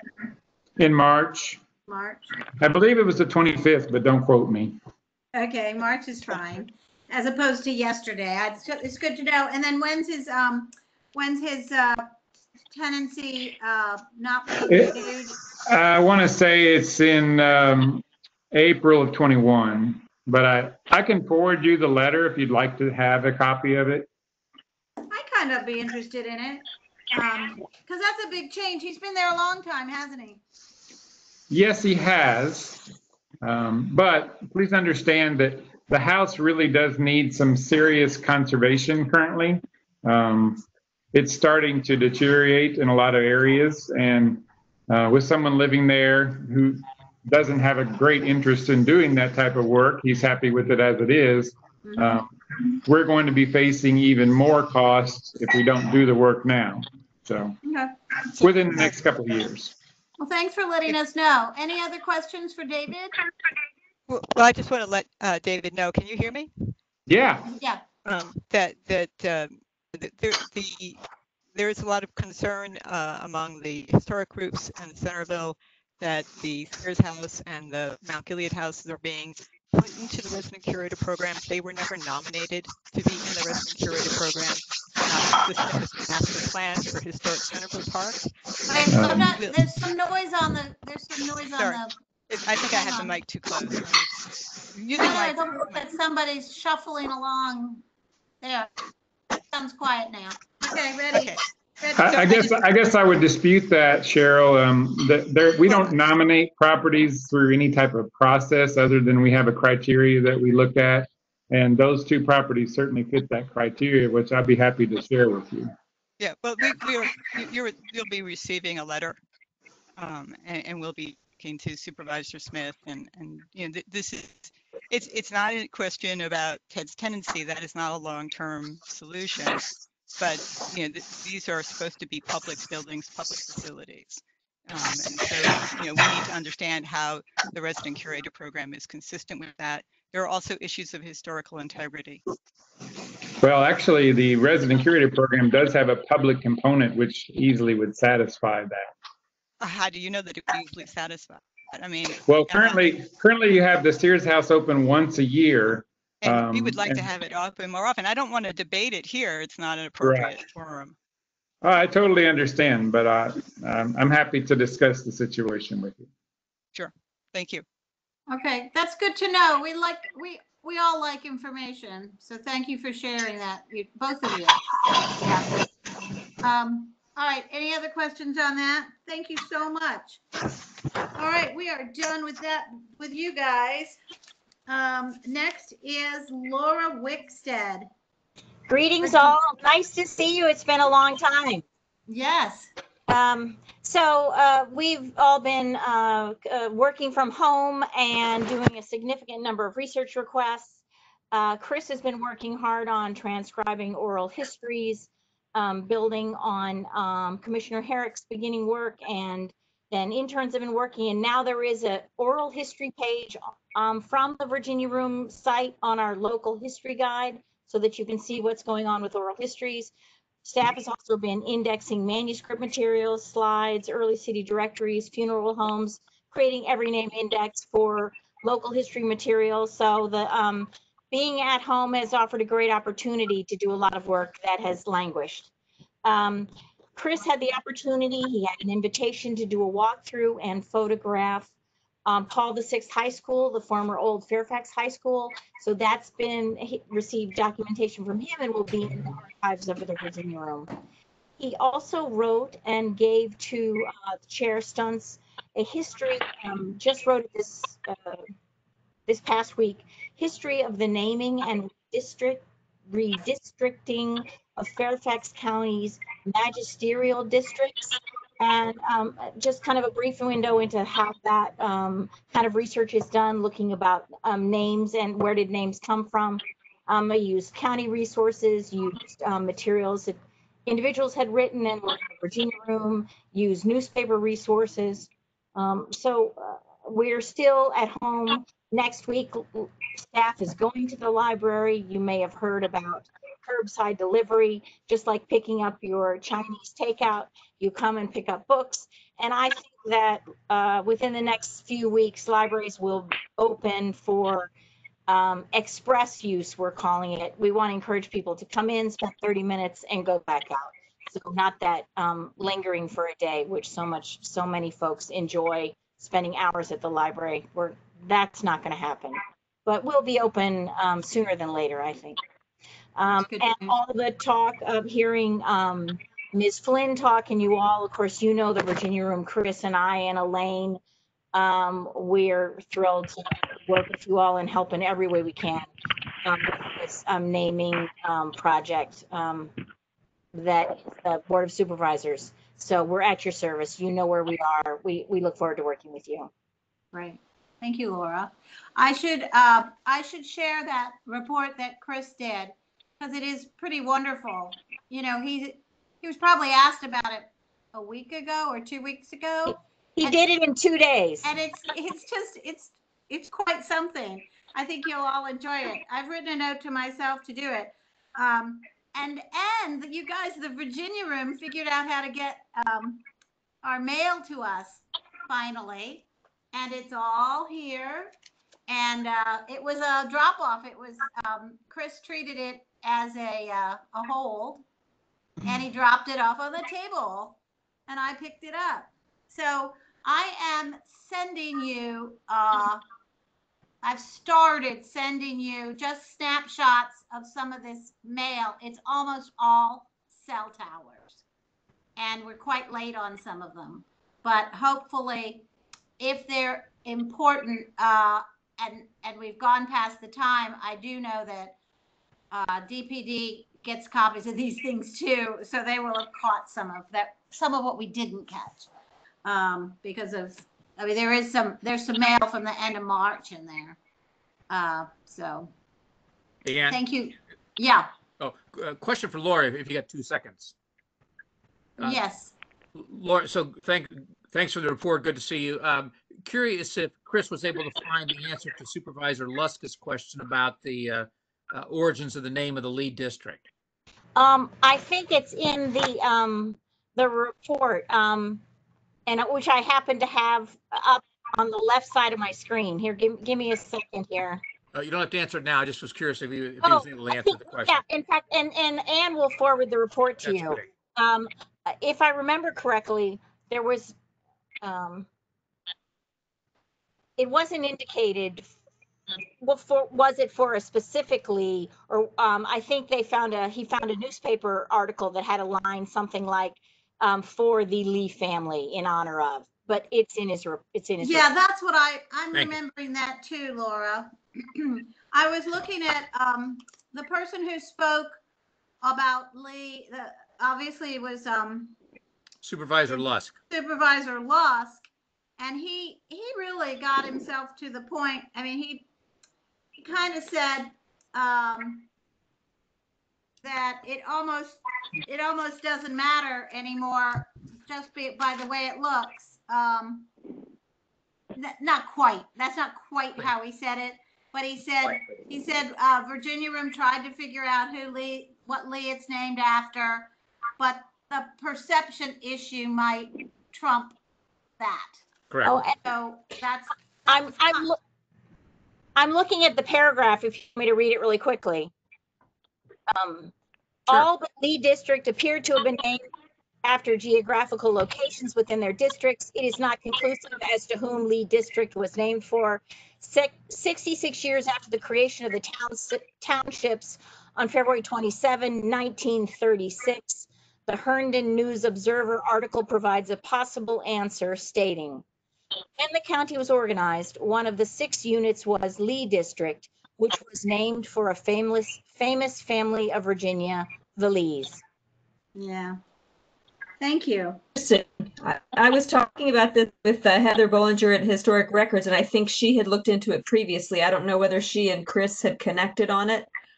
Heather indicated that one of the potential names for a district starting out was Stonewall, and that one was left behind, which I just thought was interesting. So I don't know if we can get those two reports together, or if Chris has already done that background. I think that background is in Chris's report, but is it excellent? Well, I just thought that was interesting. I'll get that out. Yeah, and if not, we can follow up. Yeah. Okay, good. Anything more for Laura? Thank you, Laura. I just tacked on there that I love the Virginia Room, and Chris has been really helpful. I was doing my research trying to find out about Cooper Road this week, and Historic Records was amazing. And Chris as well helped out. It's so nice to have these resources that we can tap when we have questions. It's excellent. The one scary thing about what you just said is this work you did was for one name. Oh, and I was there. I was at Historic Records. Georgia Brown was working with me from 9 until 1, and we still. It was inconclusive still. I mean, we have some theories. Some of the connections that we had between Cooper and Cooper Road and Samuel Cooper were not what we thought. And we came up with some alternative theories, but we still, after that many hours, and we had spent hours the week before, and then some time that Chris spent on it, we still don't have an answer. Yeah, so we're going to end up with a large ambiguous list, and some stuff we'll never know, and some stuff we could spend another 7 hours trying to figure it out and still might never know. We'll have to at some point rein ourselves in and say, wait a minute, let's do the obvious ones, and then we'll see how much time is left over. Pick the low-hanging fruit. I love your, Tammy's got the right idea in terms of making sure we hit the obvious ones and then do the best we can with the ambiguous list. All right, thanks everybody on that. Denise, I think it's finally you, our host. Hello. How are you? Hi. I'm sorry. Yes, I think somebody needs to mute. So I think they did. Okay, we're good. Thank you. In fact, we could all mute if it makes the the sound better. So everybody is muted except for the people that are on calls, and I can't, if I mute them, I will never know that they want to be unmuted. So they have to mute themselves. So thank you, everybody. I don't know if you could see me frantically working behind the scenes. You probably can't, but it's been a somewhat bumpy, but smoother than I thought it was going to go. So thanks everybody for your patience and your cooperation as we conquer this first WebEx meeting with the Deputy Director of the county on the line. So, when you're going to go big, right? So again, thank you. And thank you all for all the hard work that I know everybody's been doing behind the scenes to answer the board matter. It's been a very active week or two for the history commissions, and I do appreciate it. And I also wanted to echo everybody's sentiments. I love the Virginia Room too. I love the librarians there, and I know that I can always call them or email them and they will drop everything, because so often we're left with about 2 seconds to answer some weird question that we've gotten. So I will. Chris is great, Laura's great, Elaine's great, everybody's great, and I do appreciate them too. And on to my staff report. Telecommunication. So as Ann mentioned, staff has recently received multiple Section 106 review requests for telecommunication facilities. 2 of these properties staff identified as having potential effects on view sheds of county historic inventory properties of Brimstone Hill, Arundel Farm in the Springfield Supervisory District, and Olivet Episcopal Chapel in the Lee Supervisory District. Information about each project and staff's review was provided to the commissioners from the respective districts. Please feel free to reach out to me if you have any questions about either of these projects. McMillan Farm, as the chair and Supervisor Wilson, Commissioner Wilson noted, staff has provided comment on the draft MOA from the Army Corps of Engineers for the loss of McMillan Farm in Herndon. In addition to the documentation previously stipulated in the MOA, staff requested that the loss of the historic farm be mitigated through an area set aside for a memorial interpreting the site's history. The History Commission will be consulted in the design elements, completeness and accuracy of the memorial, including the educational interpretive panels or markers. This week, staff received comments back from VDHR concurring with the mitigation concept and requesting the Army Corps more clearly define the stipulations such as timelines, approvals, and installation of the interpretive memorial. So we await Army Corps' response. There has been no new developments on the Soapstone Connector Section 106 review. There have been no new developments on the Route 1 BRT Section 106 review. However, you should have received an email about a virtual town meeting being held by the Lee District Supervisor's Office tonight regarding the Richmond Highway corridor improvements. There should be information posted on the Department of Transportation's website about the project updates being presented at tonight's meeting. If you Google Fairfax Transportation BRT, that should take you to their webpage for more information, since we're all missing that meeting. The historical marker program staff has been working with Commissioner Lipsey, FMD, and the County Attorney's Office on an ownership agreement document to clarify ownership of the county's historical markers when the donating party is not the landowner. Staff continues to research old proffers for historic markers which remain outstanding. Grant applications. As the commission is aware, in May, staff submitted grant applications for an architectural survey and management document for Gum Springs community and for a National Register nomination to be completed for the Pride of Fairfax, former Oddfellows Hall, located in Gum Springs. We were informed this week that we did not receive the cost share grant for the survey and management document for Gum Springs. However, we did receive the CLG grant for the National Register nomination to be completed. In addition, DHR awarded us $5,000 more in cost share funding to have a preliminary information form completed for the Gum Springs Historic District. And thank you again for the History Commission's support for both efforts. So that's a mixed bag. We didn't get everything that we wanted, but we got enough, I think. We're going to get the PIF written for Gum Springs and then get it before the State Review Board and see what happens for determination of eligibility. Homes Run Acres Work Group. Nicole Brannon is working on the evaluation of Homes Run Acres neighborhood as a potential historic overlay district.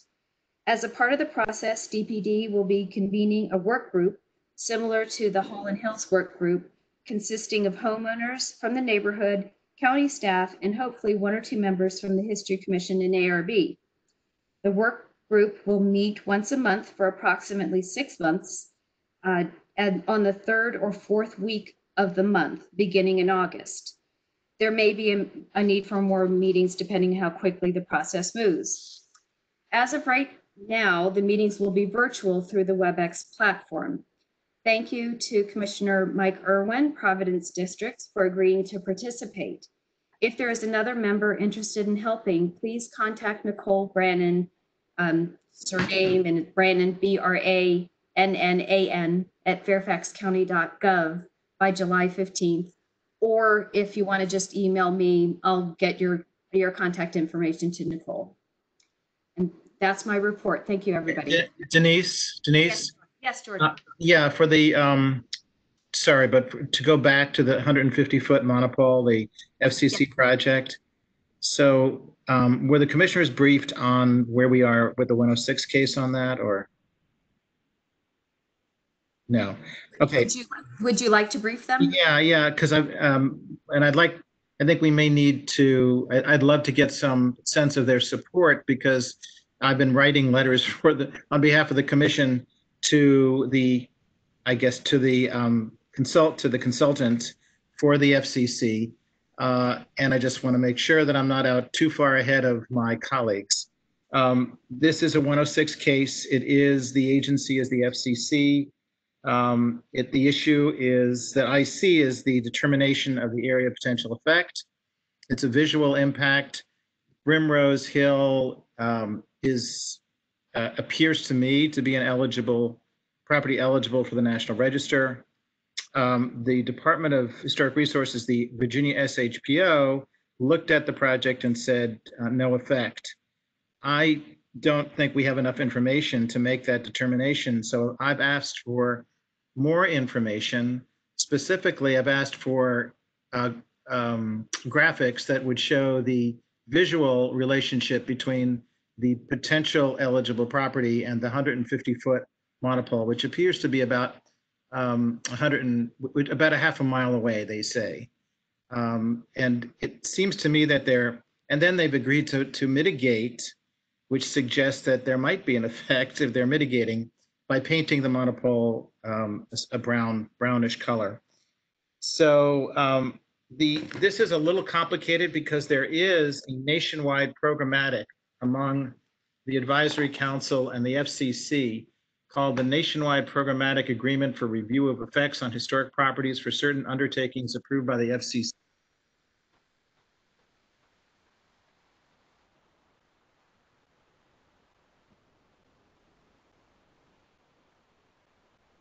Jordan's frozen on my screen. There we go. Yeah, it does set forth an area of potential effect of, I believe, 50, about a half a mile, and it's related to the height of the monopole. Right. So the consultant for the FCC has been very good about getting back to me and has said that they will provide the following information. So I'm waiting to receive that. But I am questioning at this point the determination of the APE and also the determination of no effect. Just to let you know that in case, and I'm keeping the Springfield supervisor, Pat Harity, copying him on all the correspondence that I've been sending. I can't, I'm trying to remember the package. I think I saw it. Did you have at least a topographic map in there? I didn't see a top. I'm not sure there was. And that's something that's very routine. If it wasn't, it seems like that would be an easy thing for them to provide. I mean, I don't even know if it's easy, but a routine thing for them to provide. Yeah. I mean, it seems to me if you can see that monopole from the potential historic site, the first thing they have to do is to decide whether or not the property is eligible for the National Register. That hasn't been determined, but assuming it is, and you can see it, the visual impact, then the APE is too small, too minimal as far as I'm concerned. Right. If it affects the property, yeah. Correct. Yeah. Questions? So far, what Jordan's been doing is just asking for more and more information. At some point, he may want to write some very formal comments. And will that be before the next meeting? You might want to get,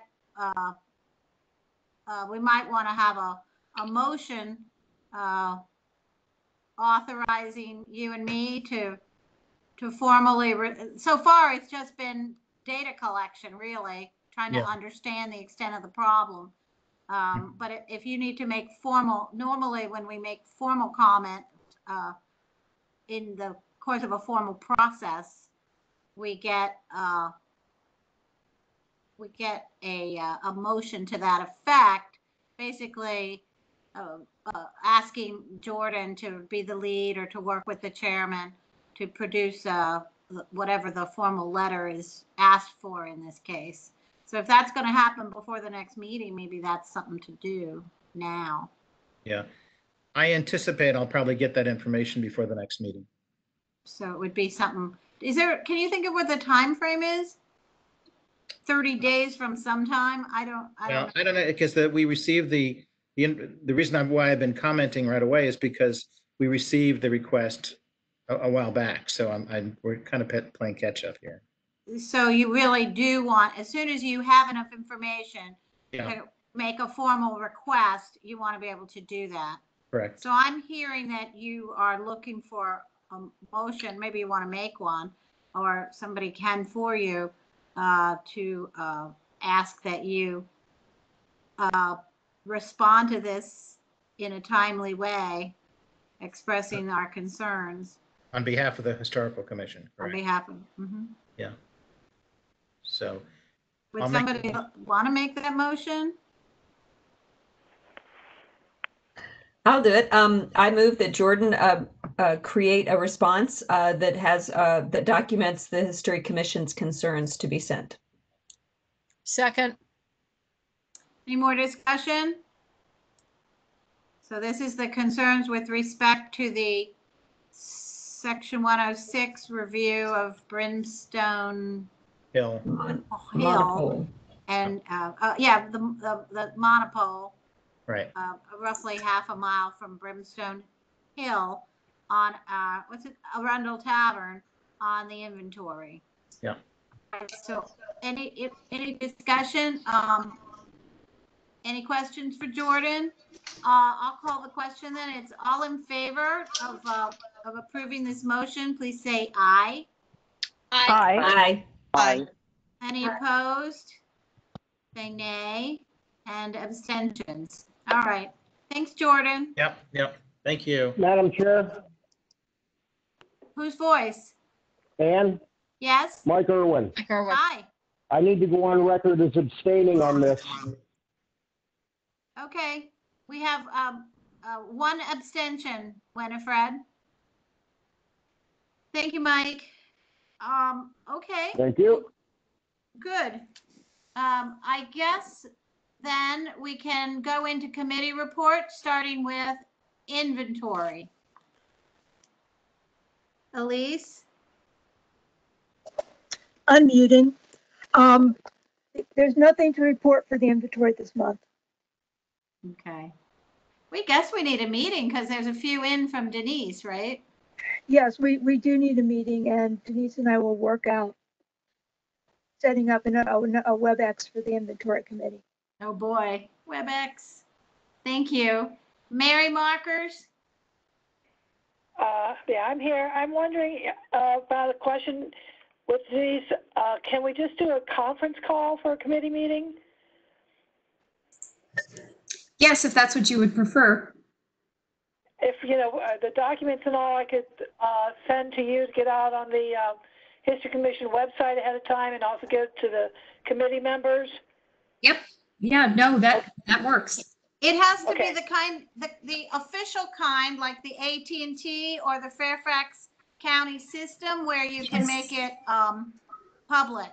Yes, you'd have to schedule it through me.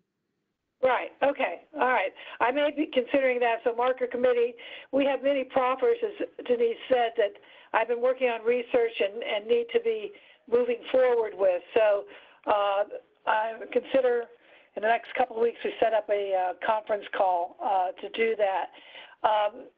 The James Lee marker, of course, has been approved, but as Denise said that we are waiting on a form to be completed so that we can get that process and get the marker ordered.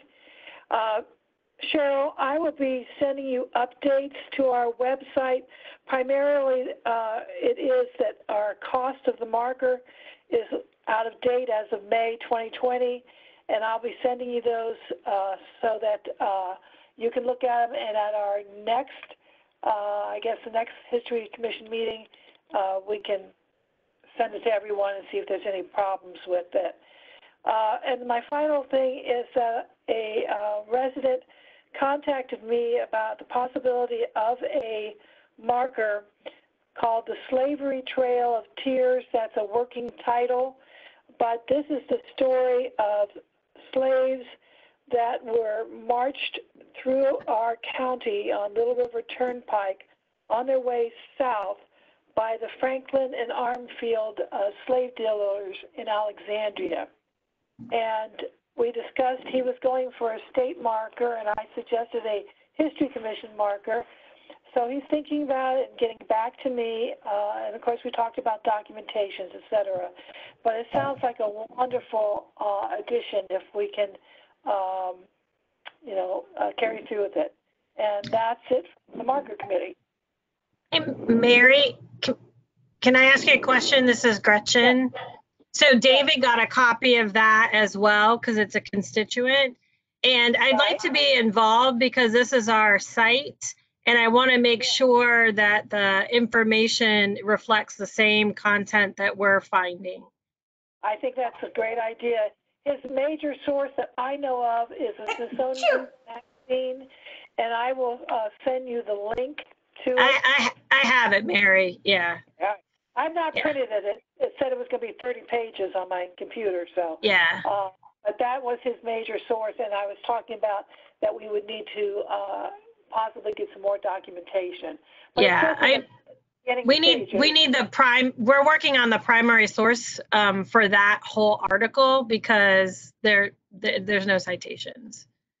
Right, I looked for that. Yes. Yeah. So which I thought was very unusual in a Smithsonian magazine. Yeah. So, no, it's great. It's great information. But so just if you could just loop me in, that'd be awesome. Sure will. Thanks. Can you guys hear me? Yeah. Back when I was working as an archaeological consultant, we did archaeology at the slave pen, the Franklin and Armfield office. And there is a technical report on the website, which I'm sure Gretchen is aware of. The other thing is Donald Swag, who was the county historian for Fairfax County, I know published a multi-part, he had done some kind of research probably in the 1980s on the property, and he published a multi-part article that was in, I don't know if it was the Patch, but it was some local newspaper. So I know he has research materials if you're, I'm not saying it's perfect, but if you were looking for primary sources. Okay, so that's SWIEG, Daniel Swag? EIG. EIG, okay. I'll see what I can find. Yeah, and okay. I, if you need to get in touch with him, I can get you some contact you. Okay, I appreciate it. That's my report. Thank you. If you haven't read that article in the Smithsonian, it's easy to Google. I just did something like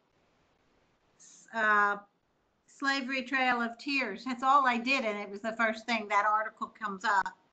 So I recommend it. Yeah. Next is Esther with Ethnic and Oral History. This is Esther. I have no report. We did not meet. And perhaps, like Mary, I'd like to do a conference call with the committee.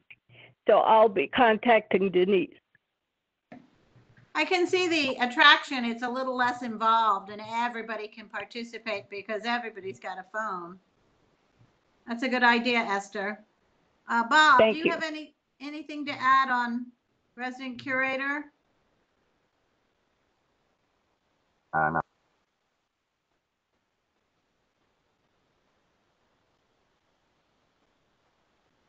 Did anybody hear him say anything? We heard a fair amount from the from staff. So Bob, I think we don't have a. Do you have we have a report from you? We do. Good. Can you hear me? Yes. You can now. Okay. Good. I was going to phone in. Well, there is a report to read, I guess.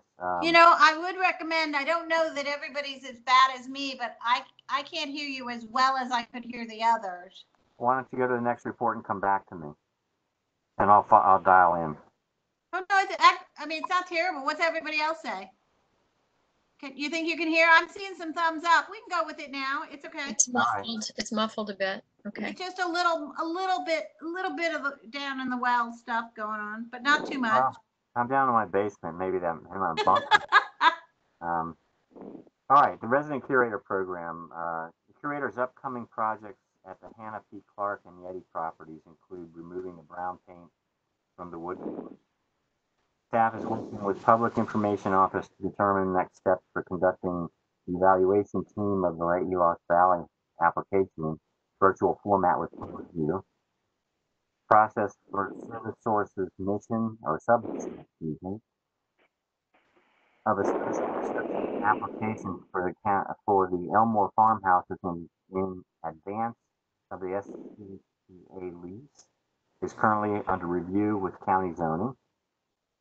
Special exception application for the resident curator at Turner Farmhouse has been submitted to apply for use of the property, specifically the garage structure, as a retreat center. The curator has made significant improvements to the milk house outbuildings on the site, including electrical connection, painting, exterior walls and roof, installing new wood windows, installing doors, building an accessible ramp, and installing an attic. Insulation in the attic, excuse me. Forgive me. The RCP annual inspection at the Spencer House will be scheduled for late July. The historic structure report and treatment plan for Drainsville Tavern has been completed. A new city water line has been installed at the Barrett House. Staff is working with park operations to install electricity later this summer. A special septic system installation will occur during July and August, and that is the report. Great. Okay. Thank you. Any questions for Bob? Hearing none. Thank you. Elise, budget. I don't have anything for you this month, but next month I will have a statement before the meeting that includes proposed allocations of our carryover funds, which will be somewhat considerable since we haven't spent all that much money this year. I'll send it to the entire commission and I hope the committee will look at it. Thank you. Do you need to meet before the next meeting or you want to meet after when do we have to have approved it by? The October meeting. They asked for it at the end of September and they will happily accept it at the beginning of October. So we make our formal presentation in September. Okay, good. I don't really have to meet until August. Yeah. Okay. Sounds good. Thank you. Ann Barnes. Bylaws. Is Ann on here? Ann had called in. She was one of the first callers. Hello, Ann. There we go. There's Ann. There she is. Hi, Ann. You're on for bylaws. Okay, I don't have anything to report for this month. Okay. That's another one that's later on. We're supposed to do some stuff. I have to refresh my memory. Okay. I'm looking at an email that I got from you.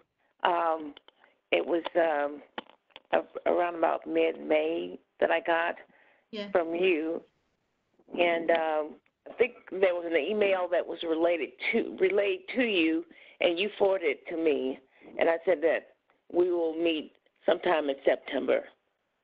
Okay. My committee will, and we'll report after we meet. Okay. And then everything else happened. This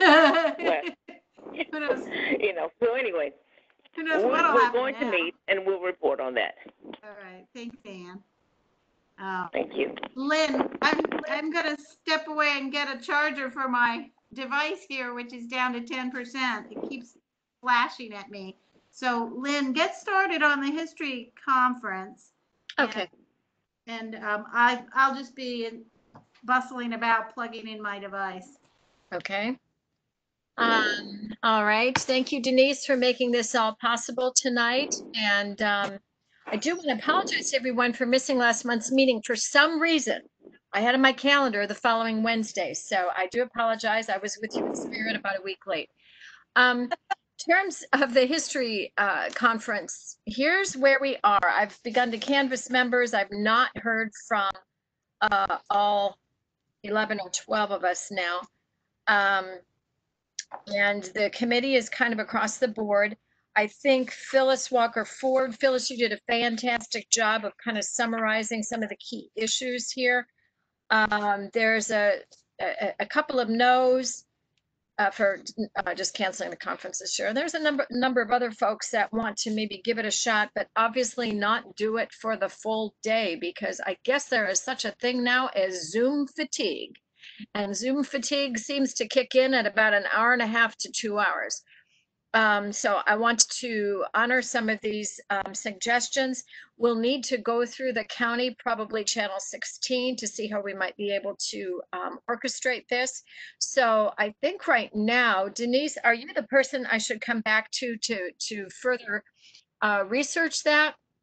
Should I call someone directly at channel 16? Give me a little bit of direction here, because I'd like to do some research and then get back to the committee and have our committee do a little a gathering. So we're sure.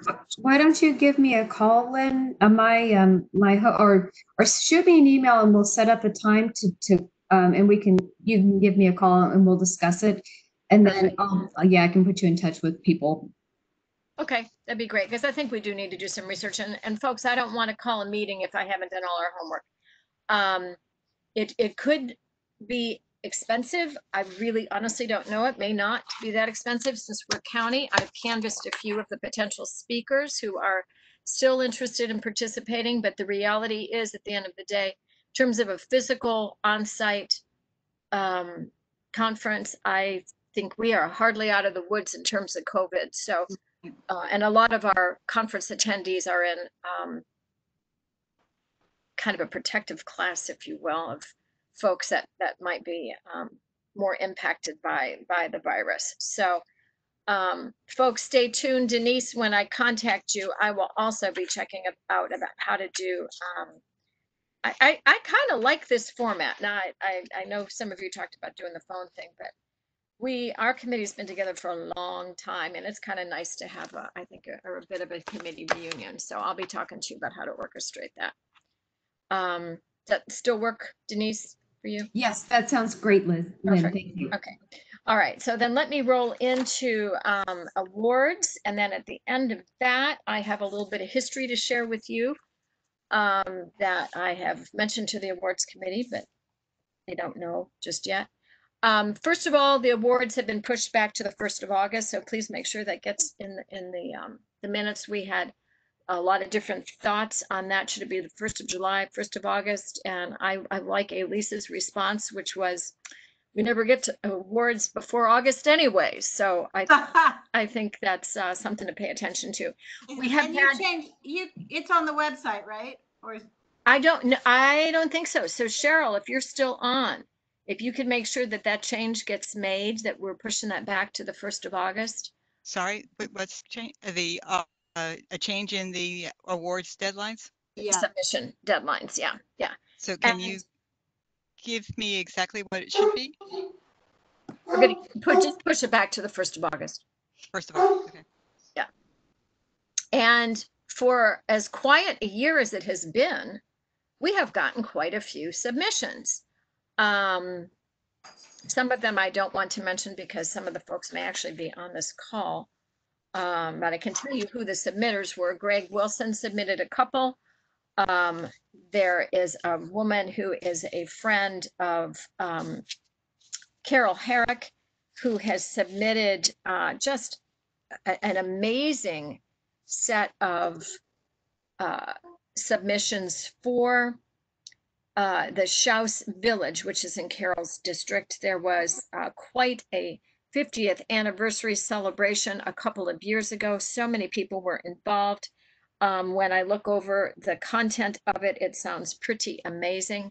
So committee, as soon as I can, I will forward this all to you, since we've had a mini conversation about this tonight.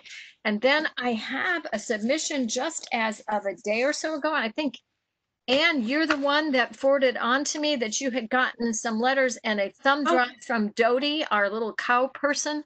Yes. And so I'm not even familiar with what that is all about. So it's a wonderful, it's for the Mayo Stunts Award, which is the video one. But I knew it was a Mayo.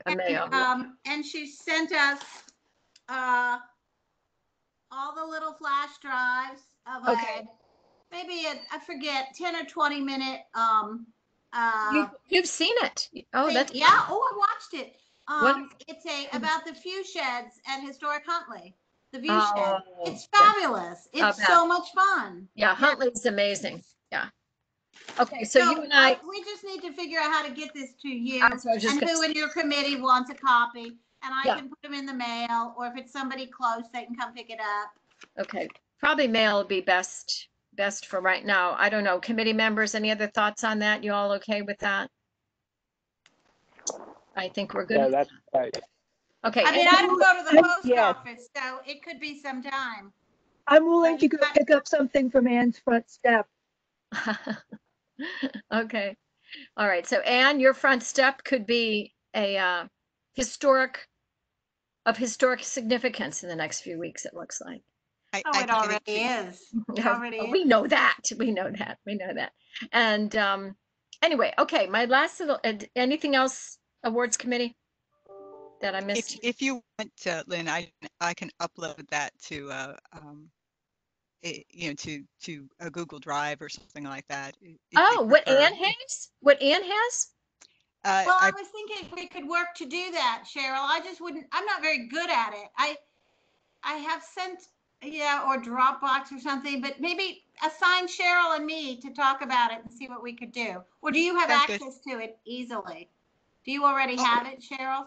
So we show, if it's the same video, and I don't know for sure, but I assume it's the same video of the view shed. I think so. It's the one we show it at Huntley, or we used to. Wonderful. When we were open. So I would have that in my files at work, and I could, like I said, upload it. She says the submitted video is presently used as a site orientation film at Historic Huntley by the Fairfax County Park Authority. It was completed in May 2019.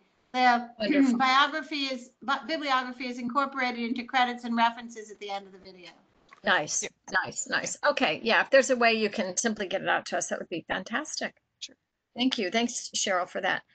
Last item of historic nature. On the 24th of June, I opened a text. Some of you all know my daughter survived COVID earlier this year. And in that text, I found a picture of a little itty bitty, teeny tiny sonogram with little itty bitty, teeny tiny feet and little itty bitty, teeny tiny hands. And I'm gonna be a grandma the first week of January. Oh, congratulations! Yeah, that's pretty exciting. Wow. Yeah. Don't know the sex yet. It's never not far enough along, so it's pretty cool. Great, Lynn. Yes. Mazel tov. Thank you. Happy about that. Okay, those are my reports for the moment. I will tack on a publication grant onto this discussion, because publication grants don't seem to have their own committee, and so far they haven't been part of awards. But we got one on May 18th, which a month later we opened. The last time we had one of these, we just made up a committee of Ann, Barbara, and Elise, and it's a person named Shelley Mastron who wants, or some name like that, wants to do a historical geography of Fairfax County circa 1960. And Barbara and I are game. I don't know if you've had a chance to look at it, Elise.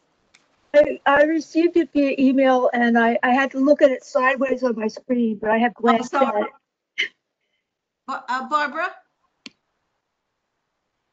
Wait, unmute. Shelley is the past president of the Reston Trust Museum and Trust, and the primary author of the National Register nomination for the Lake Ann Historic District. So she's a bona fide. And what the grant is for is to write, tell me the actual title, and it's the. She calls it a historical geography of Fairfax County.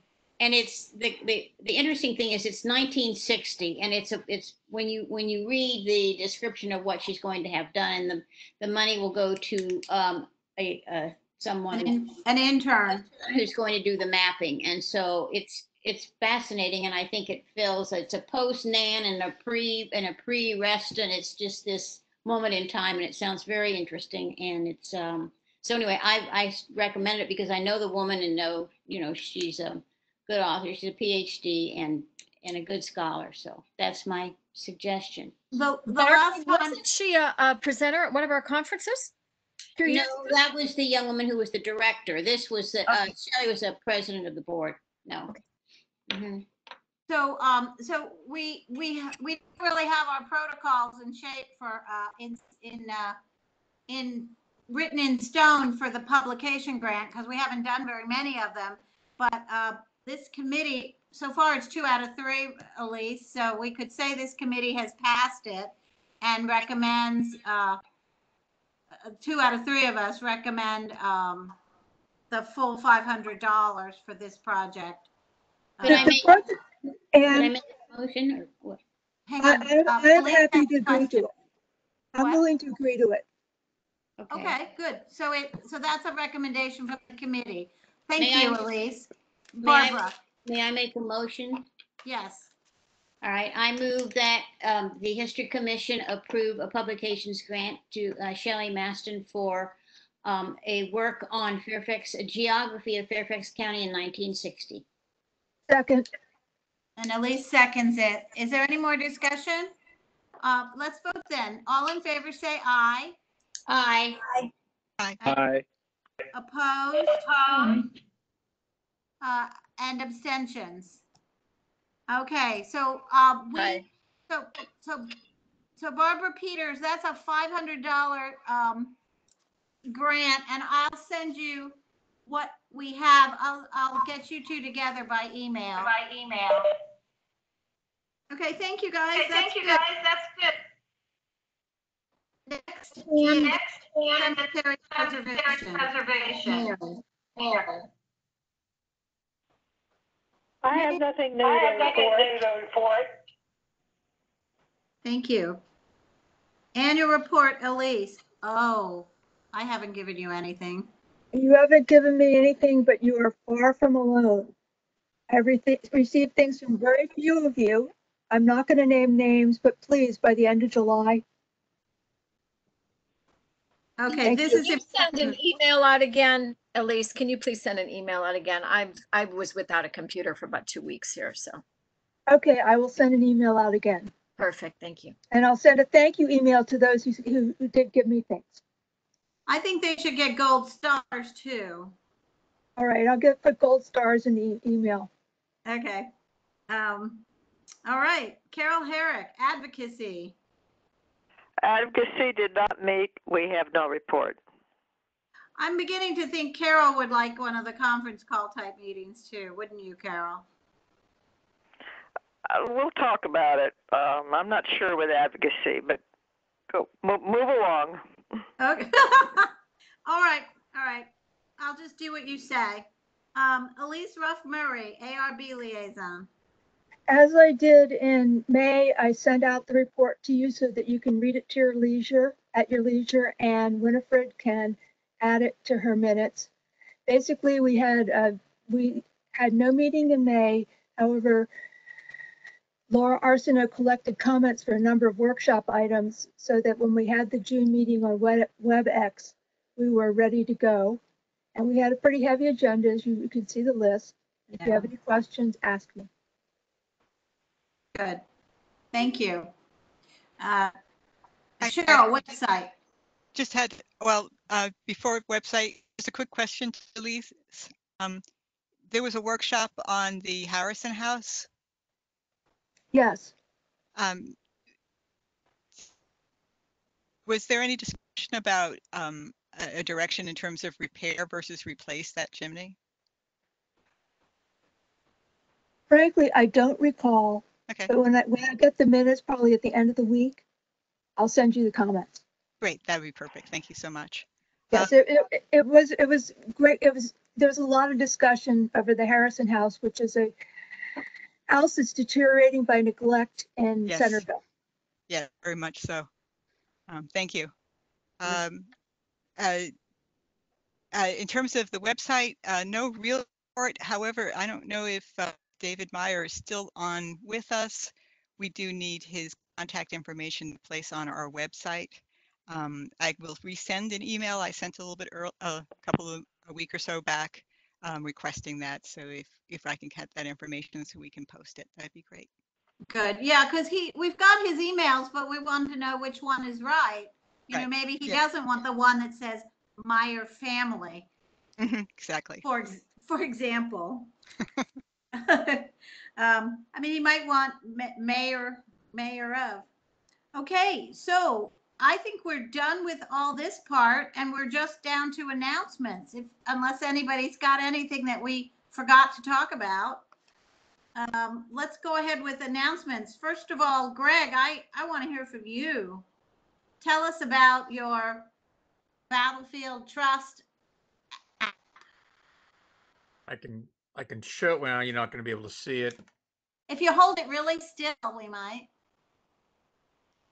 Look at that. Just like a very quick announcement that the Ox Hill Tour Guide Battlefield app that's been created by the American Battlefield Trust and the Bull Run Civil War Roundtable as a joint project is now out and publicly available. This was all privately funded. It's available for free. You can find it on your web browser. You can get it through the App Store and Google Play. All you have to do is type in Ox Hill Tour Guide, and you should be directed right there. And if anybody's interested in the press release from the American Battlefield Trust, I can send that around. But thanks to the Fairfax County Park Authority, particularly Kirk and Liz, who are quite helpful in sharing some of the content from the park that we've used in the app. I think it's going to be a great thing. It's great for tech-savvy students and any visitor or potential visitor that wants to go to the park. But Greg let me see an advanced copy of it, or an advanced version of it, and it's fabulous. It just brings that area alive. It's really. Thank you. It's really good. So. And well timed. Started with the Civil War. We're going to end with the Civil War. But it was a lot of fun. Learned a lot, and maybe lessons there for the future about how we use technology as a history commission going forward. Yeah, it's very, very neat. Okay, who else has got an announcement? Find a way to get our attention. I see Lynn's hand up. Am I on? Okay. Quick announcement. As of yesterday, Tracy Gillespie, some of you know her as Rich Gillespie's wife, who is the head of the Aldi Mill and works for Northern Virginia Regional Park Authority. She contacted me yesterday wanting to let me know that Loudoun County is planning an online conference for women's history. And I've been asked to be the kickoff person, so don't know exactly how all that's going to happen and how Mrs. Robert Walker is going to show up or be filmed, but that tells me that at least some life in our history of women's studies is going to be resurrected. So I'm happy about that. That's going to be an all-day thing. Did you find out? It's going to be a number of hours. It's going to be a number of hours. I think she's still kind of working on the format, but it's supposed to happen in August. So. That's cool. Good to know. Yep. Good to see what other people are doing. All right. What about other announcements? Anything interesting? And this is Mary Lipsky. Yes, Mary. I just want to say how well our website's working. I got a request from someone who had a speller, an 1884 speller for Willie Gooding of Annandale, and wanted to connect with a Gooding descendant to give that speller to the person. Oh. I was able to do that. I reconnected with Kathy Gunther, and together we figured out how to get a hold of the Gooding descendant who lives in Culpeper, and they have connected. And I just think that he came right through the History Commission website, and I thought that was cool. That's magic when it works. That's fantastic. Thank you. And I have Barbara and Bob both would like to make, and Sally. Bob, Barbara, and Sally. Barbara, Nafe. Okay, Bob, start with what you just said. Bob, Barbara, Bob is first. Okay, can everybody hear me? Yes. Is everybody sitting down? Uh-oh. Yes. I have some magnanimous news. This is in reference to the suffragist memorial. On the 22nd, there was an announcement made at a press conference, and it was on Channel 4 News Monday afternoon.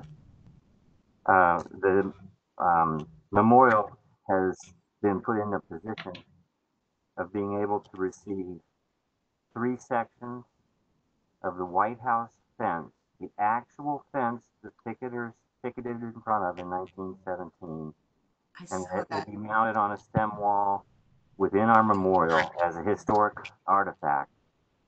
And so it's a nice addition to our project. Wow, that's fantastic. Thank you for telling us. Good job. However that happened. All right, Bob, Barbara. Backstory, but and I can tell you about it later. That's fantastic. Thank you. Wow. All right, Barbara. Which Barbara? Name? Yes, this morning I attended a virtual presentation by Lonnie Bunch, who is Smithsonian Institution. We used to call him Smith, the secretary, the director. It was for his volunteers, but someone asked about the Confederate statues. I thought you'd be interested. He is consulting and working with various cities, and he worked with the mayor of Baltimore and the mayor of New Orleans. And if you think back, those two, the monuments in those two cities were moved very carefully, and he was in consultation with them. The one in New Orleans, he's urging interpretation. It's in a warehouse, and they're developing text to put it in the context of Jim Crow. The Smithsonian has been asked and said, yes, they will certainly have something in their collection. The question, of course, is the sizes of them. So nothing has come yet, but it is something that the Smithsonian's looking on. So it's just another perspective on what's going on. So I thought you all would like to know that. Yeah, that's great. Thank you. And Sally? On July 3rd, Gunston Hall is going to reopen their grounds. And on August 3rd, they plan to reopen the house and museum. Wow. Very carefully, of course, but yes. That's brave. Good for them. Thank you. Okay, what else? Hi, Anne. Announcements? I hear a voice. This is Denise. Can you hear me? Yes, hi. I was just wondering, I know this is coming towards the end of the meeting and kind of late in the game, but whether there was going to be an update on the task force, let's see, what are we calling it? Task Force on Consulting Party staff. Yes. You guys, the task force met. Jordan, do you want to talk about it? Or Bob, do you want to talk about it? I don't feel equipped because I got shut out. Thank you, Web. Let Jordan do it. Thank you, WebEx. Yes. Can everybody hear me? So we had a meeting with the county attorneys, a couple of the county attorneys, and it was agreed that we would come up with a policy that would be where that would be an amendment to the bylaws. And basically what it would say is that, and here's, I can read you the draft language we've got. We can talk about it the next month's meeting. This deals with when we were asked to invited to be a consulting party in the 106 process. The Fairfax County History Commission will notify the chairman of the Fairfax County Board of Supervisors and the supervisor or supervisors of the affected magisterial district when it has been invited and agreed to become a consulting party in accordance with, I cite the appropriate regulation. And the commission goes on to the commission further agrees to keep the Board of Supervisors informed of its comments throughout the Section 106 review process.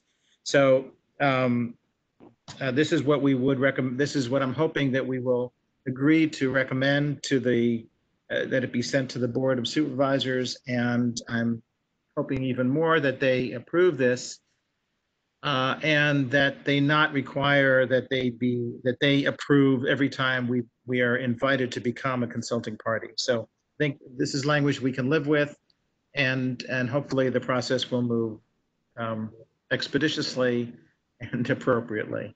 Any questions?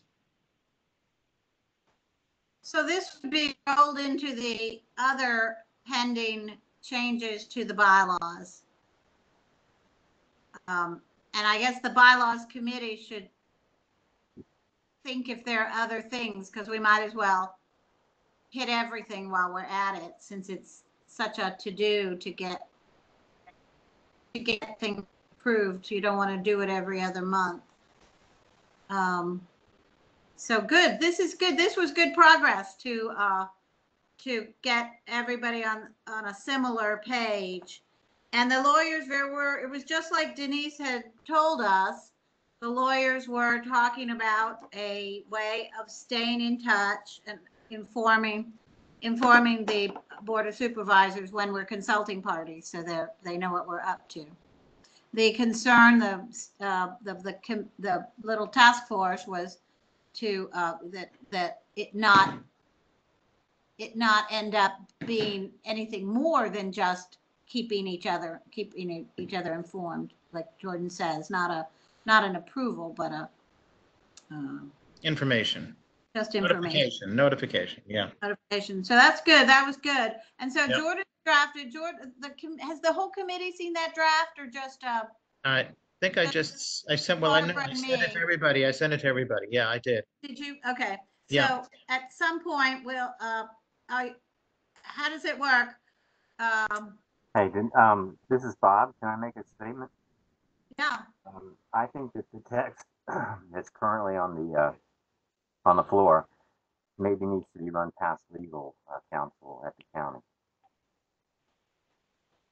I couldn't hear the end of that sentence. I think we need to run the text that we have, that Jordan just read. I think that needs to be given to the county attorney to comment on.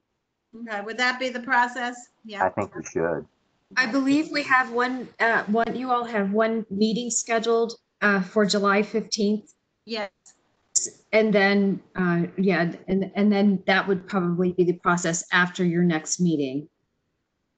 Okay, and this is Elise. I will remind you that our bylaws require paper copy mailed at least like 3 weeks in advance of the vote. So look at the bylaws when you make your plans. Yes. And like I said, this is about one particular topic, but there are no doubt a number of other things that we were just changing a couple of the names, a little bit of housekeeping that we were going to do last year that we didn't. Okay. So that task force next meeting is July 15, at some point. Okay. We'll leave it to them. Anything else? Thank you for remembering that, Denise. It was good to get that out on the table. Anything else? Any hands waving? Great to see everybody. Yeah. For sure. Denise, thank you so much. None of this is easy. Denise has spent hours. And I'm sure it's been like super painful, but we're all bonding. It's great. You're very welcome, and thank you so much for the whole commission's patience with this platform. I think it went well, if I may say so. I'd say so. Yeah. Thanks, Denise. I don't know why Denise doesn't have her picture on. Did you go and get in your pajamas or something? Okay. I just want to point out we're under 3 hours, so. Oh, God. Who would have guessed? Well, thank you so much. That's a very sad goal. Let's do better. We just had a lot of meaty stuff. Maybe we'll have a Yeah, we busy one did. and a less busy one. Okay, let's go ahead and, Excellent. let's go ahead and adjourn. And we will stay in touch this month, with a variety of things that I'm going to send you, and no doubt you'll send me. And we'll make some more progress and see you in a month. Okay. That sounds good. Bye, everybody. Bye, everyone. Love you all. Love you all. Bye, everybody. Congratulations. Aw, thank you. Yeah, congratulations. Very happy about this. So exciting. Yeah, it is. It is. All right, you guys. Happy 4th.